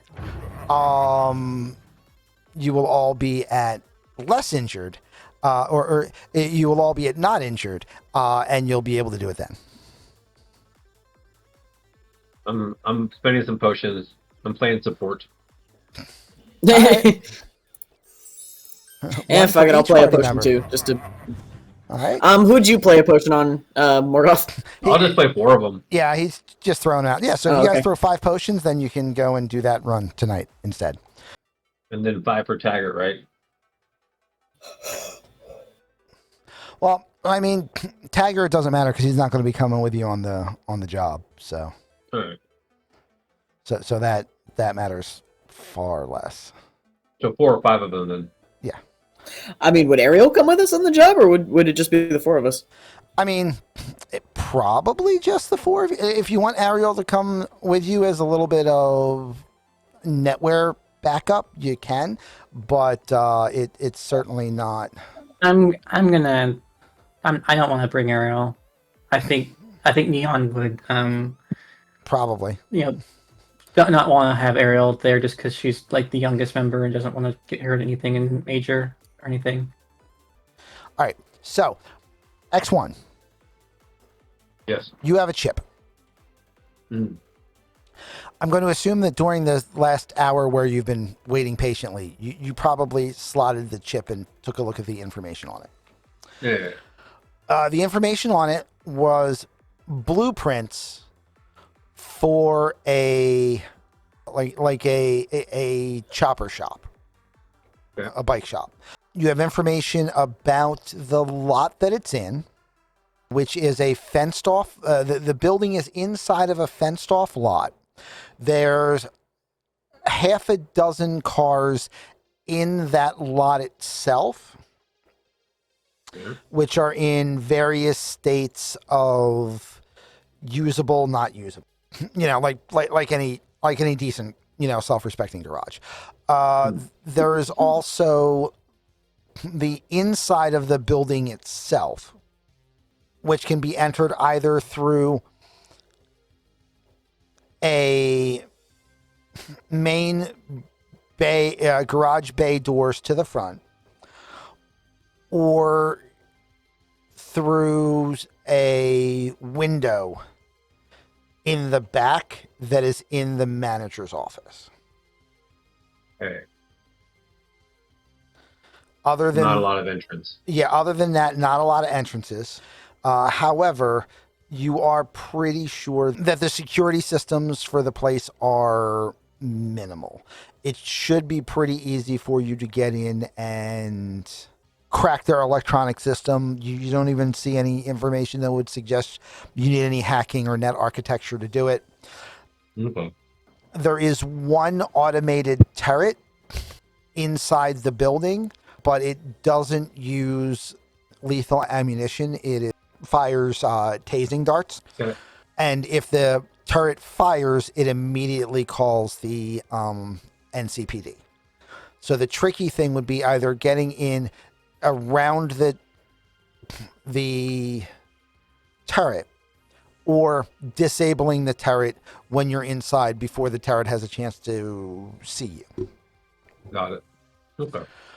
But other than that, there's not much in the way of a security presence. And the building itself, you don't see anything that would suggest to you that there's any kind of armed guard on the inside. If there is a security person, there's likely only one, and they're either sitting out in the lot or in a vehicle, or sitting across the street in a vehicle watching the lot all night. But either way, the lot, at the end of the day, the lot gets locked. Okay. So you would have to unlock the lot, use either of the entrances to get into the building, disable the turret, and then get the motorcycle out of the garage and back to Haywood. Are these like bolted and chain locks, or all like electronic locks? No, these would be physical locks. Okay. Noted. So like crime when I was little. Okay. Stealing bikes and shit. Literally, holy shit, I'm stealing bikes again. Yeah. Alright, first trailer, bolt cutters, while I formulate a plan, I guess. Anything you want us to do? Well, we need to pick up stuff, like, I'll like relay the information that I just heard, like,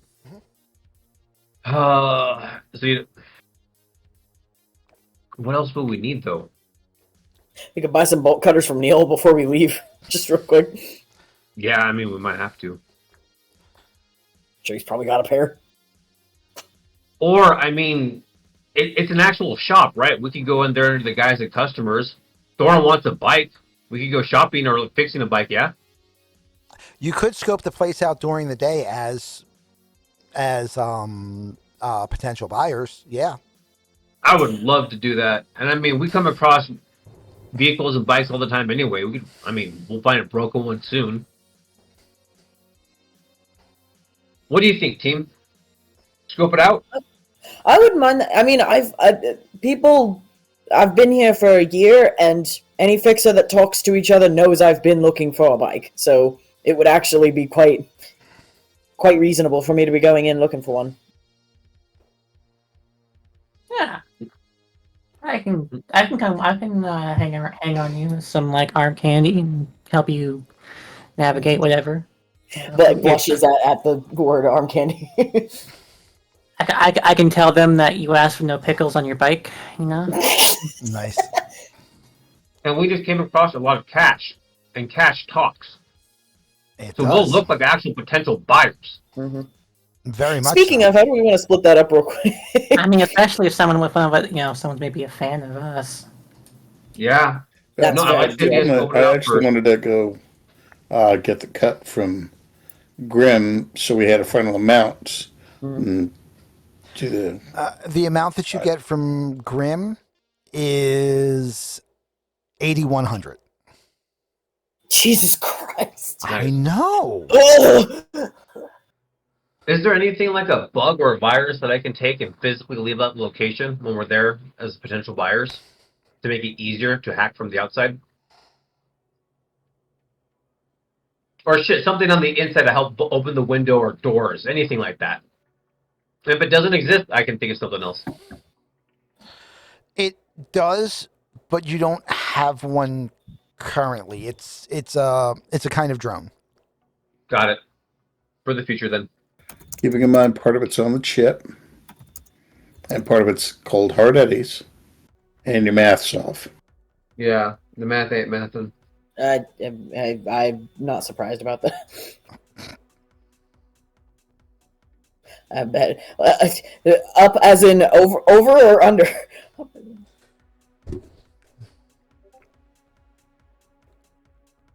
Okay, a little over. Close.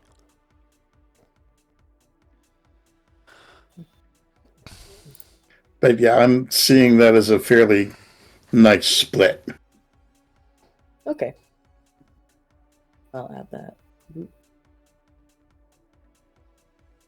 you have enough for your fucking heart before I take any money from you? Because I'm not taking a single Eddie until you get your heart fucking fixed. Good grief, Mom. Dude. It's no good if you're dead, dude. No, he's not wrong there. I mean, if you take your even cut, how much do you need for your heart, and how far away are you from it? Because I'm sure us, the three of us, giving you a couple hundred just to round it off would not hurt any of us in terms of getting a share. And to be fair, also remember that that's before you all can kind of get that refunded because you have the charity event coming up. That no one's going to know that you've already, paid for the damn thing. Right. We said all told, if I have Grim do the bio, would it be about 4K? Yeah. You're good. The cheap one would be Grim doing it for 4K. You actually brought this up to Nevin while you were there because you had wanted to talk to him about it as well. Because you have somebody else doing the tissue cloning, that part would stay the same. For him, the surgery would be about the same price. The difference is he would need to rent some of the recovery material, so his cost would be a little bit more than Grimm's. But Vega is definitely in the mind of it's worth spending an extra $1,000 to $1,500 for you not to spend 2 weeks literally in a coffin. Yeah. Fair. Yeah. That'd bring us all told to what, 5K? About 55. For Nevin to do it, it'd be about 5,500. If you go to a surgical facility, it would be around 7K. But there are certain rolls that you will have to make to see how long it takes you to recover and this and that. Right. Chances for complications, etc. At a actual medical facility, you have benefits. You have pluses on those rolls, so you're paying for the safety of not having a creepy Adeptus Mechanicus guy locking you into a coffin that may or may not be recently cleaned for 2 weeks. Yeah, that's more of a bedroom thing than a medical thing. Yeah. Well, I mean... Also, Nevin does also remind you that there are a couple the advantage of getting the cloned heart is that it is basically humanity neutral, right? You're not losing any humanity because you're not replacing something human with mechanical parts, and there's no chance of a rejection because it's cloned tissue. So that's your best bet there. Now, if you want, when you get that done, if you want me to do a little bit of work on your ticker, a little bit of cybernetics on it instead of the instead of the tissue, instead of the meat version, there's a couple options for that as well. And they vary in price, but they're kind of right around the same range as the cost for the cloned one, to be honest. A little bit more, a little bit less, but still in the same ballpark. Just imagining every time names. Every time Nevin speaks, you're just seeing Yondu. I mean, there's that, but I mean, I was just every time Grouch tries to give X1 some money, they just pull out the fucking chunk claws and just smack him in the hand. Yep. All right, now.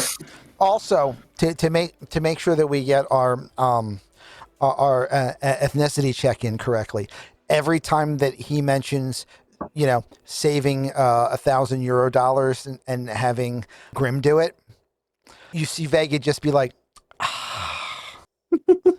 Yeah. Now, keeping in mind, Grim already started the process on the bio. Morgoth, those things that you just put in the chat are meat-seeking missiles right there. Dude, I have the chocolate heat-seeking sandal, dude. I don't fuck around. Dude, Yeah. Three quarters of a mile away, 5 corners involved. Does not matter. Well, Yep. I mean, he's growing the bio hot for you, but would it be rude to just buy the hot from him and then have somebody else install it? Or No, that's totally fine. Is buying No, the he's totally good with that. He actually brought that up as an option. Well, then, I mean, you got a cloned heart already in the works in that case, which is the easier, cheaper option. Right. Now, if I do go the route of Nevin here, mm-hmm. I'm still out for a couple of weeks. That's correct. Yeah. Either way, you're probably looking at between I'm out 10 for to that. 14 days. Where either we do a fast forward, Right. and we pick up afterwards, and that's absolutely fine, and the party does downtime in between, or you do a sub-in character playing one of the existing NPCs for Sir Shiny a session says, or two. the next time you search If we chest/body/ need to. I'm not you sure that find we do, something but whatever. funny/useless. Okay, but if I go Auto-hit Nevin, roaming chunk I am actually short by about $1,000. Actually, no, by about 500. Let's call it. Then, I mean, fuck, just hang on. Wait, I'm not taking any of my cut. How are you still short? Wait. You're not taking any of the 42? No, not until you get your heart fixed. I'm not taking any money. Damn. I said this In last that week. I said okay. this week. Then you have much more than you need. Yeah, Yeah, fucking go get fixed before I damage you even further. They're on strike, Easy Grouch. now.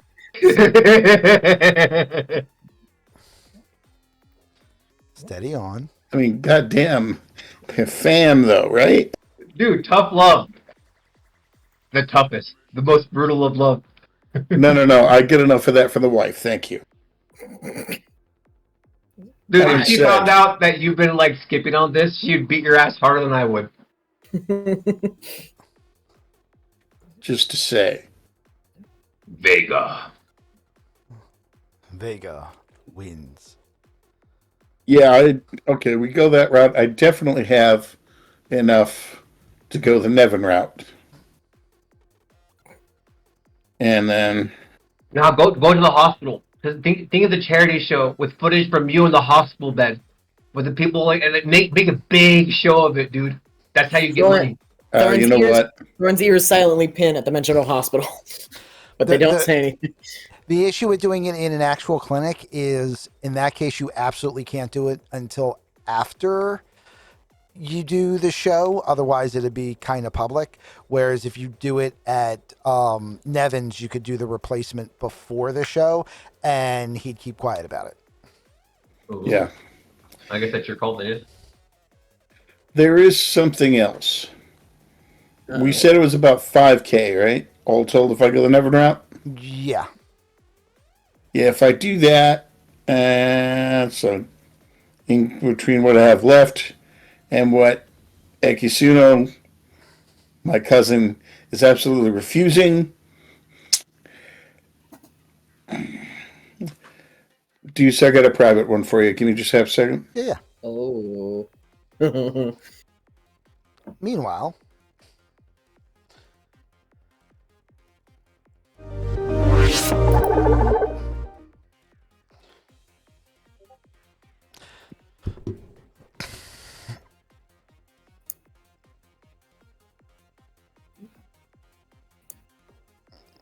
that is a good question, and I will try to find out an answer later. Where's my Jubilee? Julio. Why is there a dead guy over here? Why is there a dead guy over there? That doesn't make any sense. Not our fault. This Where do I go? Neon, you skank! Stop standing next to everybody else. Come here. I don't see anyone else. I see me. Yeah, okay. actually, let me. Again, was not planning on you guys being here during the day, so let's just do that. That'll work. So it's just me and Neon going in at the moment.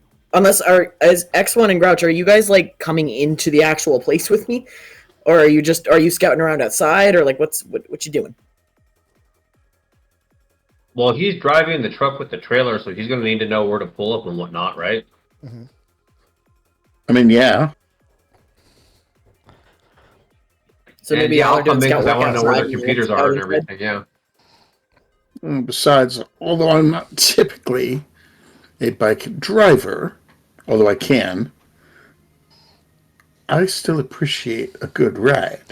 I mean, So, of course, to be I fair, wanna you don't take need the one. trailer right now because you're not stealing.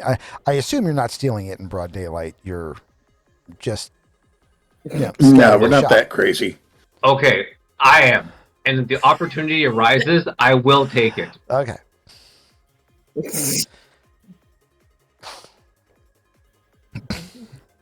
I don't plan to get caught. Buildings can burn down. I'm just saying. Okay.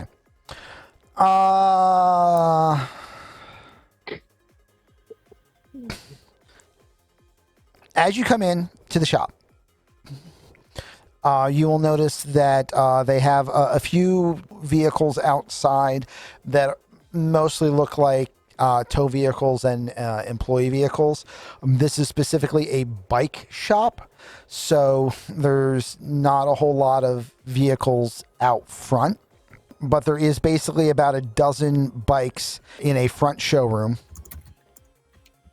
which you can see represented by the bikes that are here, and assume that each of the warehouse stations here is instead actually a you'll see more as you can physically see as you walk through the shop. Okay. But assume that these Yeah, no, it's stations- just I was literally standing in a shadow a second ago. Yeah. That's why I knew something was awry. assume that these are different repair stations where bikes are currently being worked on. Anything with a small blue area around it. Assume those are different repair areas. In the front here, where you see a whole bunch of the choppers from the Roaring Coyotes, those are bikes on display. And the bikes that are on display are a Sports Eurasia microbike, which is generally small, a Natsuo data cycle, a Harley Davidson Darkwing,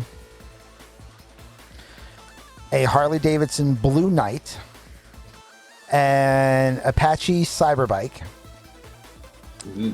There's also a Mitsuzuki Ashigaru, a Kawasaki Blitzkrieg, and a Dark Warrior Assault motorcycle. There we go. Given my knowledge of things, what is like? Would I know what the perfect crosshair between price and quality is? Like, what's the best value bike? Lucky, get the assault one though. Well, you know the Dark Warrior Assault motorcycle is the one that I think was the one that you were looking at before.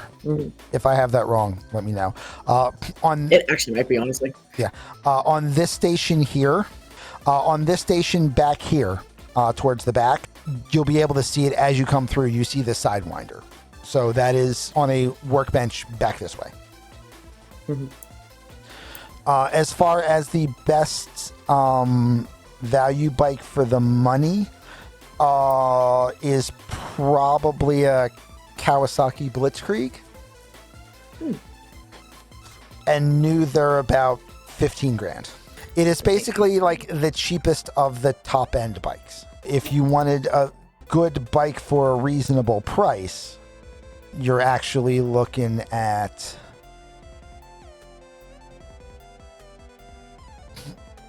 like the Natsuo Data Cycle, which is an okay bike, but it's nothing flashy, but it gets the job done. It gets there and back, and it's only $6 grand. Brand new. Oops, sorry. It's okay. 8s are nice numbers. It also tells me that I need to learn how to ride a bike before I just hop on one. As you walk in the door and are looking around, there's a guy I really want to get involved in the show, but I don't want you guys to rob from him, so I should not introduce him right now. That's fair. That's really fair. I would never. You're already planning it. You see... Actually, you know what? Nah, he's just here, and let me make him not ginormous. Aside from the crew, which is mostly mechanics working at stations, I'm just using 6th Street gangers. Do not assume that all of the mechanics are armed. Got it. Wait. So some of them are? I mean, some of them probably, but Got it. Aside from the mechanics that you see in the shop, you see one other, what looks like a customer. It is a black male, kind of a flat-topped haircut, a little scruffy looking. Both legs are cybernetic, as is his right arm, and also one eye. And everybody roll me a D10, and you're trying to roll low.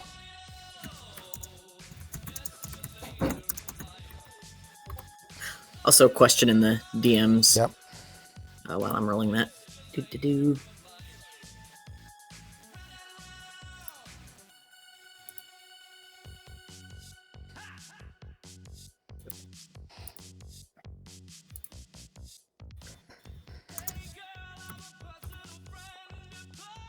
Ugh. That's okay. I can make that all make sense. Everyone who isn't Thorn actually recognizes this guy. Oh. Big numbers. This is a fairly infamous mechanic, drone operator, and general shit talker on the bulletin boards named Ripperjack. Hell yeah. I mean, if I know the dude, like, as a fan, like, I'm assuming he's like some top dog, right? You know, because he spends 29 hours a day jacked in, and basically has a smart-ass comment on every bulletin board in the network on every topic. Awesome. So you are familiar with Ripperjack. Ooh, we found asthma gold. Yes, except this one bathes. Thorn totally oblivious, just friendly wave. Yep.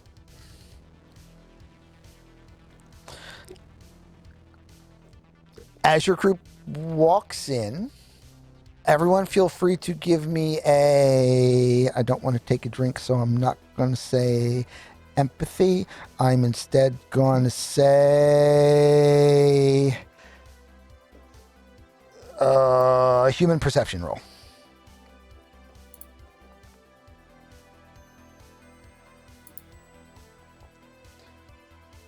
Oh man, I really need points in this. Well, keep rolling it enough.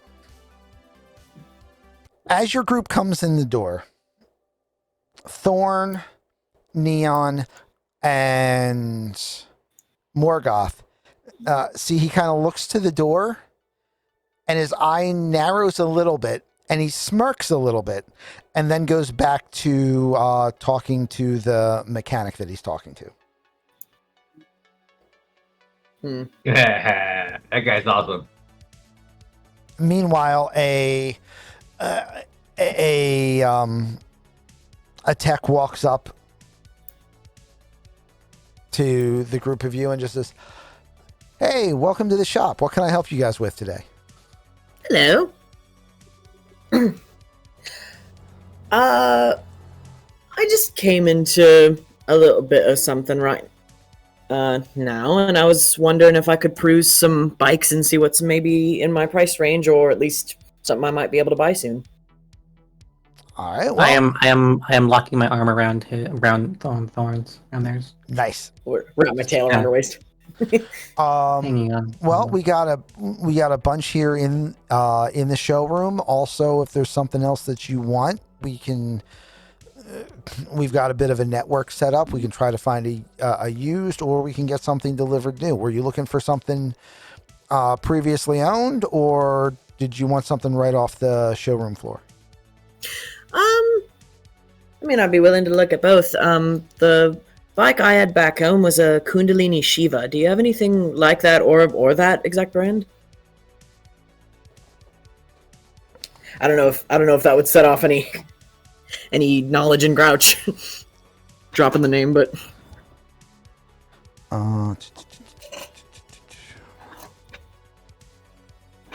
trying to remember which one it was that you were really interested in, and I can't remember now. it actually was Kundalini Shiva. It was? Okay. It just so happened. Yeah, it just so happens the one you said was my bike back home is the one that I was actually very interested in. I mean, yeah, that's a top end model. We get some of those in occasionally, but it's been a while since we've had one in the showroom. But if you were looking, we should be able to get something in. Did you have a specific color or any specific year that you were looking for? The 22s are really good. They rework the acceleration curve on the 22s, so it gets a nice jump off the line. Well, I mean, as you can see, I got a theme with green, red, and gold, so anything like that. Though obviously a paint job could be done either way about that. Mm-hmm. What would you say a rate for those new and used would be? Just general range. All right, if I'm getting you something new, we can get it in, you can get it titled, taxed, tagged, delivered here or your place of work or residence, and you'd be looking at probably all total 9,000 euros. If you want me to find a 22, obviously it's going to be used, but we can probably get one for around, depending on what's on the market, 5.5 to 6. If we go with any year other than the 22, probably 5 to 5.5. Their eyes are like glittering. The mention of all this, them looking around. You look so hot on that. Thorn tries not to laugh at her Valley Girl. Give me a... Thorn, give me a social, and Neon, give me a choice of fast talk, social, or seduction.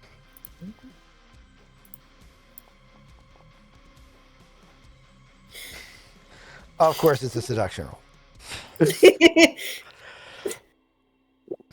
I haven't used it yet. yeah. So we can Morgoth. Yes. Absolutely, no one is paying any attention to you at this point.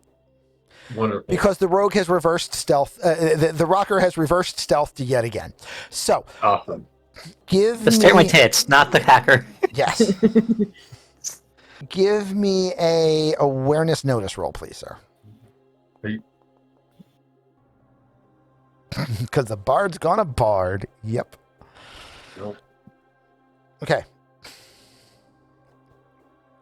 As you're walking Just- around a little bit while everyone else is paying attention, the big dark shadow over in this corner is where I added an office to the building because this map didn't originally have one. So that big area is where the main office is. You, in fact, do notice that there are 2 security devices, and they're in the roof in these 2 spots. Got it. The non-lethal turrets, yeah? Yeah, you didn't draw any attention to yourself, but you are aware that there are 2 concealed turrets in the ceiling in those 2 squares. Got it. Are they, like, lined into the office, or is there, like, a conduit point I can get to? And with that critical success, that'll make that a 20. And with the +1 that was also played, that'll make that a total roll of a 28. So, I will give you further information. Mhm. They are both hardwired in and operate independently. Point number 1. Okay. Point number 2, you can't see the turrets because they are not currently deployed. They are retracted into the ceiling. Mm-hmm. However, you're fairly certain, judging by the size of those plates, only 2 things are possible.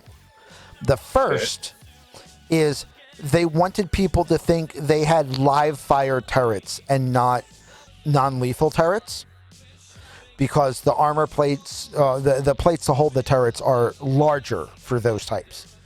Yeah. So either they used the lethal turret plates for non-lethal turrets, or the turrets that are in that ceiling are in fact not non-lethal turrets. Got it. Noted. You can not to thank put chat for those. Thank you, chat. There is a security panel by the front door, which would be password coded. Okay. There is likely probably also a similar panel in a control that is in the office. But without going into the office, it's tough to tell.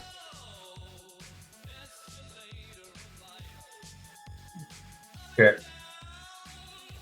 How distracted are they? Like, could I duck off somewhere else, get out my cyber deck, and, like, get the passcodes now? Or is that, like, way too out in the open kind of shit? Neon had a +20 seduction roll. He's wearing sunglasses, and it's still obvious that he's staring at her tits. Most of the staff is paying attention to the hot pink-haired chick in a cat suit that is currently rubbing up and down on the person talking about buying a motorcycle. Got it. Now, I'm just doing the whole like twirling my hair, just like, you know, tee-hee kind of. Yeah. Playing up the bimbo look. Not everyone, Oh. but you, as long as something didn't go wrong, you have a decent chance that you could try to lift the codes while no one's currently watching during the I'm day. gonna do it. That way, when I come back here at night, I already have the passcodes, and it's easier just to get in. All right. I'm gonna spend some cards and shit first, but you know what I mean. Once you get done spending the cards that you want to spend, the die roll that you're going to want to make is electronic security. Electronic security, okay. Okay, thank you. Make sure you have a fate point ready to negate a crit fail. So that is a 25. You have the code for the security code for the door alarm, and the shutdown codes for both of the turrets. Awesome. Nice. Give me a perception awareness roll. But I don't have the codes to get inside the door, just the alarm, right? Correct. Tell you what, I'm going to use a fate point to not have that one. You deduct those off of the thing, Yep. right? Yep. Alright, bet. And then I'm going to re-roll it because re-rolling. Hey! Wait, hold on. Was that a contested roll against someone else? Because I had this reversal card and I've been waiting to use it. It could be, yeah. Actually. So that nat one. Okay, sweet.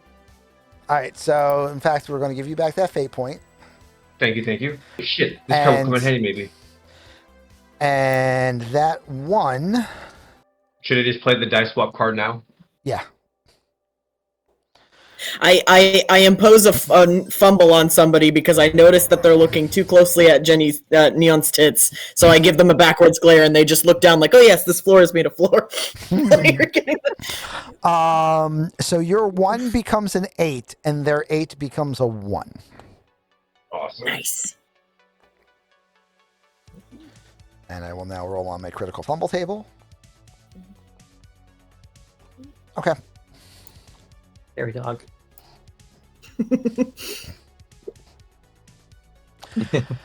So my perception or my awareness, I did the same thing. You are aware and have perceived that while most of the room is paying attention to Neon and Thorn, there's a very good chance that Ripperjack figured out you're casing the joint. Okay. Do they look cool with it or not? He looks cool as a cucumber at the moment. He's got a good poker face going on. I'll keep that in mind. We might have to. All right, someone saw us. All right, noted. Well, I'm gonna have to suck Ripperjack's dick. You're just making a list. Nobody said you have to. No, I gotta. Sorry. That's the rules. Am I What allowed rules? to kill Shut him? up. No. Then I gotta suck his dick. It's the only other thing I've got. 2 options. That's diplomacy. Cake or death, the next generation. As Bacon's head explodes. Okay, so yeah, you have the information on the bike. Do you want them to try to order you a new? Do you want them to order you a used? Do you want them to order a used 22? What are you thinking? Obviously, being a smart shopper, I'm looking at a couple different places right now. All right. But damn if this one's not tempting, especially with how clear the answers were. There was this one place on the other end that, damn, they gave me the fucking runaround in some of these questions. So, but I'm gonna shop around and we'll come back. Just so you know, as soon as you want us to start looking, there is a non-refundable $1,000 deposit that you have to pay. That goes to make sure that our time isn't wasted if you decide not to go with whatever we find. If you decide that you want us to get you what we find available used, or order you something new, or pick something that we have off the lot, that €1,000 deposit gets applied in full to the purchase. But if you decide to go somewhere else after we've started looking for you, the deposit's non-refundable. Just so you know. It seems pretty standard. I'm definitely gonna shop around a little bit. Hold on 1 minute. They pull out a little piece of paper and like write down their number and hand it to him, and they say, obviously, all very standard numbers. If you happen to find some like absolute 1 in a million gold deal, like some kind of 22 for win, perfect condition for dirt cheap, definitely give me a call because I'm very much interested. And my little symbol name is on there. The symbol's pronounced Thorn, by the way. That's my name. Got that. Yeah. Trust me, I'm always checking to see what's available in the city. So if something perfect for you crosses my path, I'll definitely let you know. Also, if you find something that's similar in like price and capability to that bike, but something that's good for 2 people, they like bring their arm around Neon and like squeeze her close just to tease with her. Then I'm also kind of interested in something like that. All right. Yeah. And then I say thank you kindly, and then I whip around and I'm like, come on, Neon Jubilee, out the door, saying very loudly so everybody's looking over here and not at X1 coming back. Come here, Neon Jubilee, great fucking celebrity of Night City. So are we going to need keys at all, or can we actually like, bust in with bolt cutters and the passcodes and whatnot? You don't have the front door code, but you also wouldn't need the front door code if you came in through the window of the office. You either need to jimmy the window, jimmy the front door, or get a front door code. But, I mean, the good news for all of that is Grouch isn't exactly a slouch when it comes to lockpicking. Got it. Perfect. Then I think I had the information I need. Is Ripper Jack still eyeballing us, smirking, or is he just keeping mind his own business? He's looked at you a couple times. Mostly he's just looking around, but. Alright, noted. I like lean over to X1 and I just, it almost in thieves' cant, I'm like, have fun taking a gander? I just like, heh. I just sigh, and I'm like, I am too non-reflexive to ride a bicycle without killing myself. I need motorcycle with me sometime lessons. then. Gotta limber up then. Right. I could help you limber up. Is there such a thing as like a cyber bike that allows me to use my interface instead of reflex, or am I making that shit up? Not for your interface. There are cyber bikes that you can that are designed for rigging into, but you wouldn't use your interface as a benefit. You would need vehicles then. Yep, that'd be me. However, it would rigging automatically gives you a bonus because just it effectively acts like a smart link on a pistol. It effectively just gives you a +2 bonus in all conditions, and then on top of that, you can. If you have vehicles, then you can, cheat physics. Grouch, you ever rigged to a bike before? Not to a bike, no. Sounds terrifying. Sounds amazing. Feeling that whole thing, being able to go that fast? Man. So I'm just going to banter as we leave. Okay. And then tell them what I think when we're like far, far away. Someone needs to Akira slide before the end of the year. Well, obviously. Yeah. All right. Sure. As you guys head out, heading out the door slightly behind you, like leaving at the same time nonchalantly, is Ripper. Oh. Yep.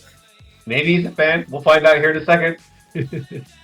We'll stand behind the van in as much as just we're standing outside the van in case somebody wants to approach us, but also not obviously within eyeshot or earshot of the shop. So as you walk over to the van, he kind of walks up behind you and goes, "So,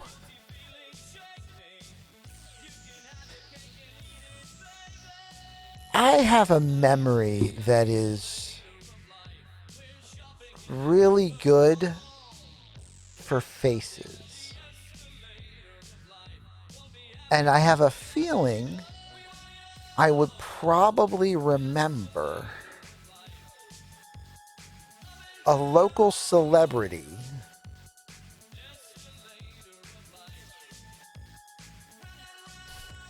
a founding Aldecado and a netrunner scoping a bike shop if it happened to get hit in the next week or two. Unless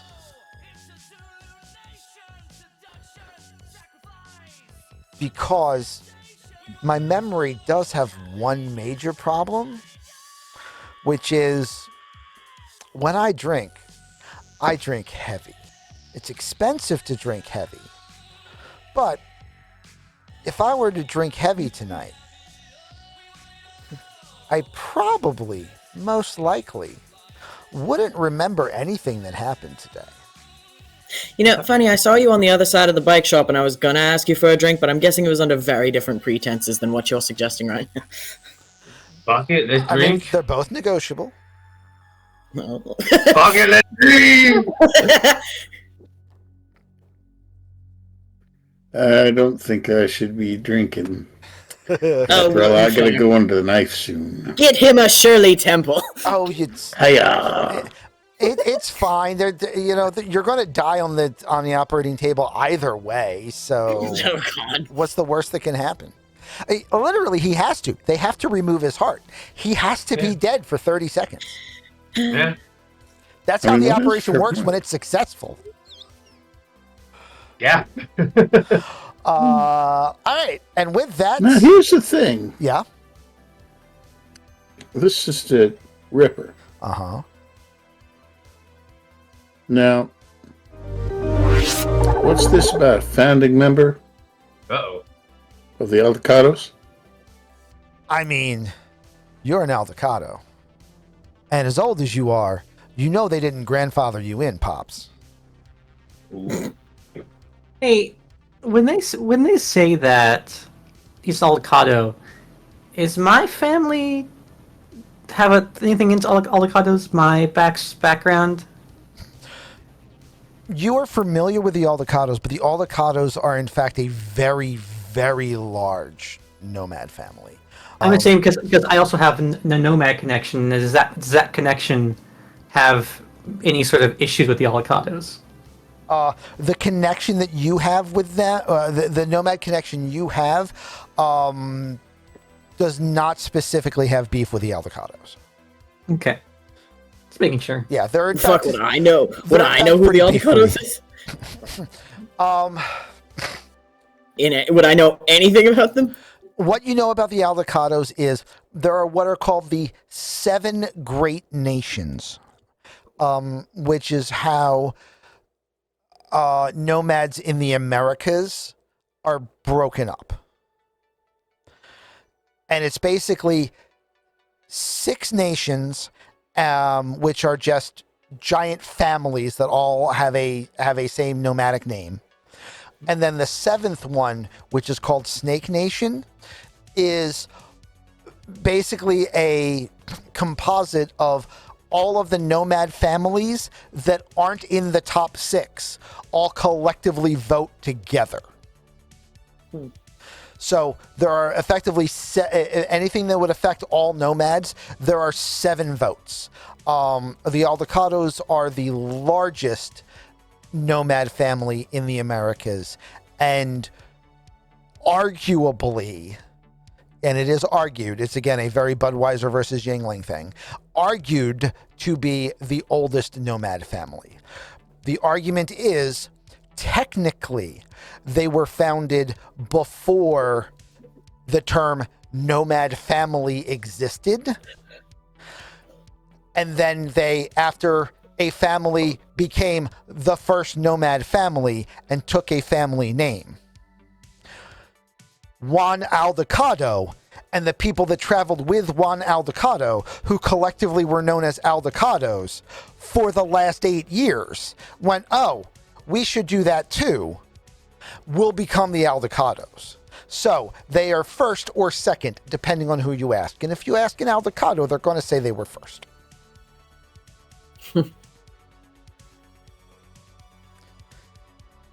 I'm still trying to figure out how this guy figures I'm an avocado. And I don't necessarily wear it on my sleeve, kid. You don't. And most avocados literally do, either tattoos or jacket patches, and you don't. You back before there was this man named Nardwar. This guy puts him to shame. So you're a nomad, huh? Or far nomad? Was that at Grouch or at Ripper? At Grouch. No, I still qualify. I'm just getting a little older.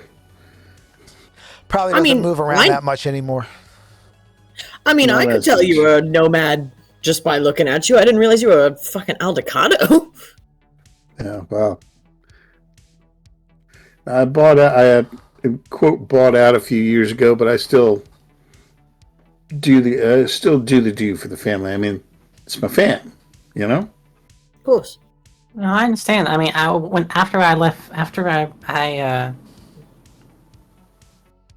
my family, I grew up around Blood Nation for a couple of years. So And if the Wild Hunt had any relevance here, I would certainly still be doing favors for them. But they don't. Well, I mean, it looks to Ripper Jack in case he's confused. I mean, different Wild Hunt than the one in Vegas. Okay, that makes sense. What with the accent and all? Yeah, there's two ones in the UK. They're a little more pagan. Gotcha. if Thar knows anything, it's pagan. they bring their tail up to your face and fluff it like a feather duster. So, somebody mentioned going for some drinks. Yeah. Fuck it, sure. I could probably get away with one or two, maybe. You can get a mocktail. He pats your shoulder. Well, you know, after all, I still got to talk to the missus, too. All right. Well, I'll tell you what. Here's where I'm headed, and you can meet me there. And he hands you a business card for a club, or for a bar, rather, that has an address on it. And the bar, the name on the card says Forlorn Hope. And that's where we're going to end for tonight. Woo. Nice. So, I just got to introduce Mike Pondsmith. Nice. Ripperjack is his character. Hell yeah. Let's go. And by the way, if any of you go back and read any of the 2020 era books, such as any of the Chrome books, or I want to say Soldier of Fortune 2, or any of the books that have things that you can buy things in them rather than the lore stuff or the novelization stuff, you will regularly see that in the entries for different items, people on the bulletin boards will data hack and leave a comment about things, and sometimes bounce their comments back and forth. And about a quarter of all of those comments are Ripperjack. And that's literally this guy. Awesome. In canon, that's who this is. Legend. X1 mission updated. Mug Mike Pondsmith. Good luck. That's a big mission update. Fuck. First off, everybody, make sure that you've hit your February contest tickets down in the channel points. Other than that, decide who you want to try to give a fate point to. Do you give it to Grouch for using up all of his? Do you give it to Sunburst for coming up with pull-through dialogue? Do you give it to Neon for cock teasing an entire store of mechanics, or do you give it to Morgoth for not using up all of his? And from there, we will go to our housekeeping disclaimers. Oh, do do do do. Do-do-do-do-do. Okay. All models in this game built with Hero Forge. Each player built their own models. All of the models shown in the series can be found in the Hero Forge community by Hero Forge subscribers by searching for the 2025 tag. Maps used in the series are by Solution, JPEGU, VD Cyber, Frag Maps, and the Art Halsoren Games website. Music played during the show is from artists such as Tabletop Audio, Karl Casey at Whiteback, Neon Shudder, Kenshiro Plus, Gregorio Franco, Mangadrive, Quine, and See Thomas Howl. Please check out this and other shows at twitch.tv/singlestepgaming, at youtube.com/@ the ampersand is important, Single Step Gaming, on Blue Sky at Single Step Gaming, and check out our merch store for fun campaign related merchandise, like this shirt right here, you know. Yeah. There we go. Head over to singlestepgaming-shop.fourthwall.com. And remember, Twitch subs get a discount on all merchandise. All right. And with that, it looks like Grouch is a runaway winner with Weapons of Mass Distraction coming in second. Thanks, Morden. There we go. Everybody, if you've enjoyed this show and you want to see more of our stuff, you can come watch this show live on Twitch Saturday evenings. You can watch Jerica GM Mondays and probably, no, not necessarily. Okay. I was going to say a thing, but I've been getting my editing done on time, so I'm not going to yet. You can watch Jerica GM on Mondays. I am back on Tuesdays with our Light and Darkness campaign, which is a 80s era D&D campaign told through the lens of a modern game system. Thursday, I play in Morden 56's Exacted Spirits campaign, although that one is likely going to be ending around the time that I get this up and edited, so last chance to watch that one. Friday, we have our Small Packages campaign, and Saturday, we're right back here for this one. So if you want us to catch this live, make sure you catch us on Twitch. If you are catching this on YouTube, please like, subscribe, tell your friends, do the things, share the links, help us to push this show around. The more people that see it, the more eyes we get on it, the more people will then be able to see it, because that's how the algorithm works. All hail the algorithm. And with that, thank you all very much for being here. We hope that you guys had fun. As always, we had a blast entertaining you, and we will catch you all next time. Bye. Bye, everybody. Stay up. Bye. Bye.